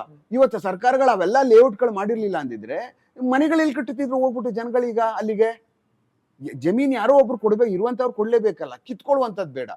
ಅಂದ್ರೆ ಅವ್ರಿಗೆ ಏನು ಸಲ್ಲಬೇಕೋ ಅವ್ರಿಗೆ ಆ ಜಾಗಗಳಿಗೆ ಅವ್ರಿಗೇನು ಸೇರ್ಬೇಕೋ, ಆ ಮೌಲ್ಯಗಳು ಏನು ಸೇರ್ಬೇಕೋ, ಗೌರವಯುತವಾಗಿ ಸೇರುವಂಥದ್ದು, ಮತ್ತೆ ನ್ಯಾಯಯುತವಾಗಿ ಅವ್ರಿಗೆ ಆ ದರ ಸೇರುವಂಥದ್ದು, ಬೆಲೆ ಸೇರುವಂಥದ್ದು. ಯಾಕೆಂದ್ರೆ ಆಗ್ಲೇ ನೊಂದೋಗ್ಬಿಟ್ಟಿರ್ತಾರೆ ರೈತರು. ರೈತರ ಜೀವನ ಅಷ್ಟು ಸುಲಭದ ಮಾತಲ್ಲ ಬಿಡಿ, ಅವ್ರ ಜೀವನ ಬಹಳ ಕಷ್ಟ, ಬದುಕಕ್ಕೆ ಆಗಲ್ಲ, ಆ ಮಟ್ಟಕ್ಕೆ ಆಗೋಗ್ಬಿಟ್ಟಿದೆ. ಯಾಕಂದ್ರೆ ಬೆಲೆಗಳು ಅಂದ್ರೆ ಒಂದು ಇಮೋಷನಲ್ ಬಾಂಡಿಂಗ್ ಇರ್ಲಿಕ್ಕೆ ಅಲ್ಲ, ಜಮೀನುಗಳ ಮೇಲೆ ಯಾರಿಗೇ ಆಗ್ಲಿ ತಾಯಿಯ ಸಂಬಂಧ ಜಮೀನ್ ಮೇಲೆ ಇರುತ್ತೆ. ಅರ್ಥ ಆಯ್ತಲ್ಲ? ನಿಮ್ ತಾಯಿನ ನೀವು ಬಿಟ್ಕೊಟ್ಬಿಡ್ತೀರಾ? ನಿಮ್ ಪ್ರಾಣ ಹೋದ್ರು ನಿಮ್ ತಾಯಿ ಉಳಿಸ್ಕೊತೀರಿ. ಹಂಗೆ ಜಮೀನ್ ಮೇಲೂ ಅಷ್ಟೇ ಸಂಬಂಧ ಇರುತ್ತೆ, ಅವಿನಾವ ಸಂಬಂಧ. ಅದನ್ನ ನಾವು ಕೊನೆವರೆಗೂ ಪ್ರೊಟೆಕ್ಟ್ ಮಾಡ್ಕೊಡ್ತಾನೆ ಇರ್ತೀವಿ. ಅದ ಹೆಂಗೆ ಬೇಡಪ್ಪ, ನಂದು ನಮ್ ತಾಯಿ ಇದ್ದಂಗೆ, ನಮ್ ತಾಯಿ ಸಮಾನ ಅನ್ಬಿಟ್ಟು ಅಂತ ಈ ಒಂದು ಎಮೋಷನ್ ಇರುವಂತ ಈ ಒಂದು ಕೆಲಸ ನಡಿಬೇಕಂತ ಸಮಯದಲ್ಲಿ ಪ್ರೊಟೆಸ್ಟ್ಗಳು ಆಗ್ತವೆ, ಗಲಾಟೆಗಳು ಆಗ್ತವೆ, ಮತ್ತೆ ಕುಡು ತಗೊಳ್ಳುವಂತ ಪಾಲಿಸಿಗಳು ಇರ್ತವೆ. ಬಟ್ ಸಾರ್ವಜನಿಕವಾಗಿ ಮುಂದಿನ 50 ವರ್ಷಗಳಿಗೆ ಪ್ಲಾನ್ ಮಾಡ್ತಕ್ಕಂಥ ಅಧಿಕಾರ ಸರ್ಕಾರಗಳಿಗಿರೋದ್ರಿಂದ ಮುಂದೆ ಯಾಕೆ ನಾವು ಸತ್ತೋಗ್ತೀವಿ? ಬೇರೆ ಯಾರು ಹುಡ್ತಾರಲ್ಲ, ಮಕ್ಕಳು, ಮೊಮ್ಮಕ್ಕಳು, ಮರಿ ಮಕ್ಕಳುಗಳು, ಇವ್ರ ಮಕ್ಕಳು ಯಾರ್ದು ಬಂದೇ ಬರ್ತಾರಲ್ಲ, ಬದುಕ್ಬೇಕಲ್ಲ ಅವ್ರು. ನಾಳೆ ಬರೀ ನಮ್ಮದೇ ನೋಡ್ಕೊಂಡು ಹೋಗಕ್ ಆಗಲ್ವಲ್ಲ. ಮುಂದಿನ ಒಂದು 50 ವರ್ಷದ ಪೀಳಿಗೆ ನೋಡ್ಬೇಕಲ್ಲ. ಅಮೆರಿಕಾದಲ್ಲಿ ಯಾಕೆ 100 years ಯಾಕೆ ರಸ್ತೆ ಮಾಡಿದಾರೆ ಅವರು? 200 years ಆಗ್ಲೇ ಯಾಕೆ ಮಾಡ್ಬಿಟ್ಟಿದ್ದಾರೆ ಅವ್ರು? ಆಗ್ಲೇ ಆಗಲ್ಲ ಅಷ್ಟು ರಸ್ತೆಗಳನ್ನ ಅಲ್ಲಿ ನೋಡಿದಾಗ ಇದು ಏನಪ್ಪಾ ಹಿಂಗ್ ಮಾಡವ್ರು ಇವ್ರ ಮನೆ ಕಾಯಿನಾಗ 10, 15, 20 ರಸ್ತೆ ಮಾಡ್ಬಿಟ್ಟವ್ರೆ ಅಂದ್ರೆ ಬಿಡ್ಬಿಡವ್ರ ಅವರು. ಇನ್ನೂ 100 ವರ್ಷಕ್ಕೆ ಅವ್ರು ಏನ್ ಟಚ್ ಮಾಡೋಂಗಿಲ್ಲ ಅಂತ ಯೋಜನೆ. ಇವತ್ತು ಹೋಗೋದು ಈ 10 ಅಡಿ ರಸ್ತೆ ಮಾಡ್ಬಿಡುದು, ಅದ್ರಲ್ಲಿ 2 ಸೈಕಲ್ ಬಂತ ಅಂದ್ರೆ 3ನೇ ಸೈಕಲ್ ನುಗ್ಗಕ್ಕಾಗಲ್ಲ. ಹಂಗಲ್ವಲ್ಲ. ಈ ದೇಶದಲ್ಲಿ ಜನಸಂಖ್ಯೆ ಇದೀವಿ, ಎಲ್ಲ ಬದುಕಬೇಕು, ಇನ್ಫ್ರಾಸ್ಟ್ರಕ್ಚರ್ ಬೇಕು, ಓಡಾಡಕ್ ಬೇಕು, ಬದುಕಕ್ ಬೇಕು. ಇದಕ್ಕೆಲ್ಲ ಬೇಕು ಅಂದ್ರೆ ಯಾರು ಮಾಡೋಕ್ ಸಾಧ್ಯ? ಸರ್ಕಾರಗಳೇ ಮಾಡಬೇಕು. ಸರ್ಕಾರಗಳು ಗಟ್ಟಿ ಮನಸ್ಸು ಮಾಡಿ, ಗಟ್ಟಿ ನಿರ್ಧಾರಗಳು ಮಾಡಿ, ಕೆಲವಷ್ಟು ನಿರ್ಧಾರಗಳನ್ನ ಮಾಡಲಿಲ್ಲ ಅಂದ್ರೆ ನಾಳೆ ದಿವಸ ಮುಂದಿನ ಜನಾಂಗ ಬಹಳ ಕಷ್ಟ, ನೋವು ಅನುಭವಿಸ್ಬೇಕಾಗ್ತದೆ. ಅಲ್ಲಿ ಏರ್ಪೋರ್ಟ್ ಇಲ್ಲ ಅಂತಂದ್ರೆ ಎಲ್ಲ ಏರ್ಪೋರ್ಟ್ ಎಲ್ಲ ಮೇಲೆ ಅಲ್ಲೇ ಮೂರ್ ದಿವಸ 4 ದಿವಸ ಏರ್ಪೋರ್ಟ್ ಅಲ್ಲಿ ಕೂತ್ಕೋಬೇಕಾಗ್ತದೆ. ಇನ್ನು 10 ವರ್ಷ ಹೋದ್ರೆ ಬೆಂಗಳೂರು ಏರ್ಪೋರ್ಟ್ ಅಲ್ಲಿ, ಹೌದಲ್ವಾ? ಟಿಕೆಟ್ ಸಿಕ್ಕಲ್ಲ, ಎಲ್ಗೂ ಹೋಗಕ್ಕಾಗಲ್ಲ. ಅಂದ್ರೆ ಅದನ್ನ ಕ್ರಿಯೇಟ್ ಮಾಡುವಂತದ್ದು ಈಗಿದೆ, ನಾಳೆ ಪ್ರಾಬ್ಲಮ್ ಆಗ್ಬಿಡ್ತದೆ ಇನ್ನು 10 ವರ್ಷ ಆದ್ಮೇಲೆ ಅಂತ ಸರ್ಕಾರ ಗಮನಗಳು ಬಂದು ಅದ್ ಏನ್ ಬೇಕಾದ್ರೂ ಕಾರ್ಯಕ್ರಮಗಳನ್ನ ಮಾಡುವಂತದ್ರಲ್ಲಿ ಒಳ್ಳೆ ಕಾರ್ಯಕ್ರಮ ಇಂಥವನ್ನೆಲ್ಲ ರೂಪಿಸ್ಬೇಕಾದ ಸಮಯದಲ್ಲಿ ಅವ್ರಿಗೂ ಏನ್ ಸಲ್ಲಬೇಕೋ, ಅವ್ರಿಗೇನು ಲಾಭಗಳು ಅವ್ರಿಗೆ ಬೇಕೋ ಅವ್ರನ್ನ ಮನವೊಲಿಸುವಂತ ಕೆಲಸವನ್ನ ಸರ್ಕಾರಗಳು ಮಾಡಿ ತಗೋಬೇಕು, ಕ್ರಿಯೇಟ್ ಮಾಡಬೇಕು ಅಂತ ಅನಿಸ್ತದೆ. ಸರ್, ಕೊನೆ ಪ್ರಶ್ನೆ. ಪ್ರೊಟೆಸ್ಟ್ಗಳಿಗೆ ಆಗ್ತಾ ಇರುವಾಗ ದೇಶ ವಿರೋಧಿ ಚಟುವಟಿಕೆಗಳು ಅಥವಾ ಪ್ರೊಟೆಸ್ಟ್ ಯಾವ ಉದ್ದೇಶಕ್ಕೆ ಬಂದಿದ್ದಾರೋ ಅದ್ರ ವಿರುದ್ಧವಾಗಿ ಅವರಿಗೆ ಏನೋ ಬೇಕೋ ತಮ್ಮಿಗೆ ಬೇಕಾದಾಗ ಮಾತಾಡೋದು ಆ ಥರ. ಫಾರ್ ಎಕ್ಸಾಂಪಲ್, ಜಂತರ್ ಮಂತರಲ್ಲಿ ಪ್ರೊಟೆಸ್ಟ್ ಆಗುವಾಗ ಮೇರಾ ಲಿಂಗ್ ಮೇರಾ ಮರ್ಜಿ ಅಂತ ಘೋಷಣೆ ಕೂಗ್ತಾ ಇತ್ತು ಒಂದು ಕಡೆಯಿಂದ. ಇನ್ನೊಂದು ಕಡೆಯಿಂದ ಮೊದಲೇ ನಾನು ಹೇಳಿದಾಗೆ ಭಾರತ್ ಹಮಾರ ಮಾ ಹೇತೋ ಬಾಪ್ ಕೌನೆ ಅಂತ. ಇನ್ನೊಂದು ಕೆಲವೊಬ್ರು ಬರ್ತಾರೆ, Kashmir has never bean an integral part of India ಅಂತ ಹೇಳಿದವರು ಜಂತರ್ ಮಂತರ್ ಪ್ರೊಟೆಸ್ಟಿಗೆ ಬರ್ತಾರೆ. ಅಲ್ಲ, ಅಲ್ಲೇನು ಅರ್ಜಿ ಕೊಟ್ಬಿಟ್ಟು ಕರೆದಿದ್ದಾರೆ ಅವ್ರಿಗೆಲ್ಲ. ಅರ್ಜಿ ಕೊಟ್ಬಿಟ್ಟು ಫಿಲ್ ಮಾಡ್ಬಿಟ್ಟು ನೀವು ಏನೇನು ನಿಮ್ದೆಲ್ಲಾನು ಜನ್ಮ ಜಾತಕ ಕೊಟ್ಬಿಟ್ಟು ಕೊಡಿರಿ, ಅಂತವ್ರು ಮಾತ್ರ ಬನ್ನಿ ಪ್ರೊಟೆಸ್ಟ್ಗೆ ಅಂತ ಕರೆದಿದ್ದಾರ? ಯಾರು ಬರ್ತಿರೋ ಎಲ್ಲ ಬನ್ನಿ ಅಂತ ಕರೆದವ್ರೆ. ಆ ಅಪರ್ಚುನಿಟಿ ಯೂಸ್ ಮಾಡ್ಕೊಳಕ್ ಬಂದವ್ರೆ. ಯಾರ್ಯಾರು ಎಲ್ಲೆಲ್ಲಿ ಇದ್ರು ಅವರೆಲ್ಲ ಒಂದೊಂದು ಅಪರ್ಚುನಿಟಿ ತಗೊಂಡು ಹೋಗ್ಬಿಟ್ಟು ಬಂದ್ಬಿಡೋಣ ಅಂತ ಅನ್ನುವಂಥದ್ದು ಬಂದಿರ್ತಾರೆ, ಹೌದಲ್ವಾ? ಒಂದು ಮನೆಯಲ್ಲೇ ಒಂದು ರಾಜಕೀಯ ಪಕ್ಷ ಇಲ್ಲ, ಹೌದ್ ತಾನೆ? ಆ ಒಂದ್ ಮನೇಲಿ ಹೆಂಡತಿ ಒಂದ್ ಪಕ್ಷ, ಗಂಡ ಒಂದ್ ಪಕ್ಷ, ತಮ್ಮ ಒಂದ್ ಪಕ್ಷ, ಅವ್ರ ಅಪ್ಪ ಒಂದ್ ಪಕ್ಷ, ಸಣ್ಣದೊಂದು ರಾಜಕೀಯ ಪಕ್ಷದಲ್ಲಿ ರಾಜಕೀಯ ಈಗ ರಾಜಕೀಯವಾಗಿ ನಾವೊಂದು ಕಾಣ್ತಾ ಇಲ್ಲ, ಒಂಥರ ಉದ್ಯೋಗವಾಗಿ ಪರಿವರ್ತನೆ ಆಗ್ತಾ ಇದೆ. ಇನ್ ಮುಂದೆ ಅದಕ್ಕೊಂದು ಕಾಲಂ ಇಟ್ಬಿಡ್ಬೇಕು. ಏನು ಉದ್ಯೋಗ ಮಾಡ್ತೀವಿ ಅಂದ್ರೆ ರಾಜಕೀಯ ಉದ್ಯೋಗ ಅನ್ನುವಂಥದ್ದು ನನ್ನ ಲೆಕ್ಕದಲ್ಲಿ ಸರ್ಕಾರಿ ನಮೂನೆಗಳು ಬರ್ತಾವಲ್ಲ, ಅದ್ರಲ್ಲಿ ಉದ್ಯೋಗದ ಕಾಮಲ್ಲಿ ತಂದ್ಬಿಡ್ಬೇಕು. ಯಾರು ನೋಡಿ ಎಲ್ಲ ರಾಜಕೀಯ ಮಾಡ್ತಾರೆ. ಮಾಡ್ಬೇಕು, ಮಾಡಬಾರ್ದು ಅಂತಿಲ್ಲ. ಆ ರಾಜಕೀಯ ಪ್ರಜ್ಞೆ ಬರ್ಬೇಕು ಜನಕ್ಕೆ, ದೇಶ ಉದ್ಧಾರ ಆಗ್ಬೇಕು ಅಂದ್ರೆ. ಅದನ್ನೇ ಉದ್ಯೋಗ ಮಾಡ್ಕೊಬಿಟ್ರೆ ಬೆಳಗ್ಗೆ ಎದ್ದು ಉದ್ಯೋಗ ಅಲ್ವಲ್ಲ ಅದು ದಟ್ ಈಸ್ ಸರ್ವಿಸ್. ಅದೊಂದು ನಾನ್ ನಿಮ್ಗೆ ಸಹಾಯ ಮಾಡುವಂತದ್ದು ರಾಜಕೀಯ. ಒಟ್ಟಾರೆ 20 ಜನ ಸೇರ್ಸ್ಕೊಂಡು ನಿಮ್ಗೆಲ್ಲ ನಾನ್ ಸಹಾಯ ಮಾಡ್ತೀನಿ ಅನ್ನುವಂಥದ್ದು ಉಳ್ಳವನು ಇಲ್ಲದವರಿಗೆ ಸಹಾಯ ಮಾಡುವಂಥದ್ದು ರಾಜಕೀಯ, ಹೌದಲ್ವಾ? ಅದು ಉದ್ಯೋಗ ಅಲ್ಲ. ನಿಮ್ಮಿಂದ 25 ಜನದಿಂದ ನಾನು ಒಂದೊಂದ್ ಸಾವಿರ ತಗೊಂಡು ನಿಮ್ಗೆಲ್ಲ ಸಹಾಯ ಮಾಡ್ಕೊಡ್ತೀನಿ ಕೊಡಿ ಅಂತ ಹೇಳ್ಬಿಟ್ಟು 25,000 ಕಿತ್ಕೊಂಡು ನನ್ ಕೆಲಸ ಮಾಡುವಂಥದ್ದು ಇದೆಯಲ್ಲ, ಮಾಡ್ಕೊಳ್ಳಿ, ಬೇರೆ ವಿಚಾರ. ಬಟ್ ಅದರಿಂದ ಅವ್ರಿಗೆ ಅದ್ರ ತುಂಬಾ ಲಾಭ ಆಗ್ಬೇಕು.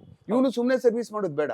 ಹೀಗೆ ಈ ತರ ರಾಜಕೀಯ ಪಕ್ಷಗಳು ಒಂದು ಓಣಿನಲ್ಲಿ, ಒಂದು ರಸ್ತೆನಲ್ಲಿ, ಒಂದು ಊರಲ್ಲಿ ಬಹಳ ವ್ಯತ್ಯಾಸ ಇರುವುದರಿಂದ ದೇಶದ ಮನಸ್ಥಿತಿಗಳು ಹಂಗೆ ಇರ್ತವೆ.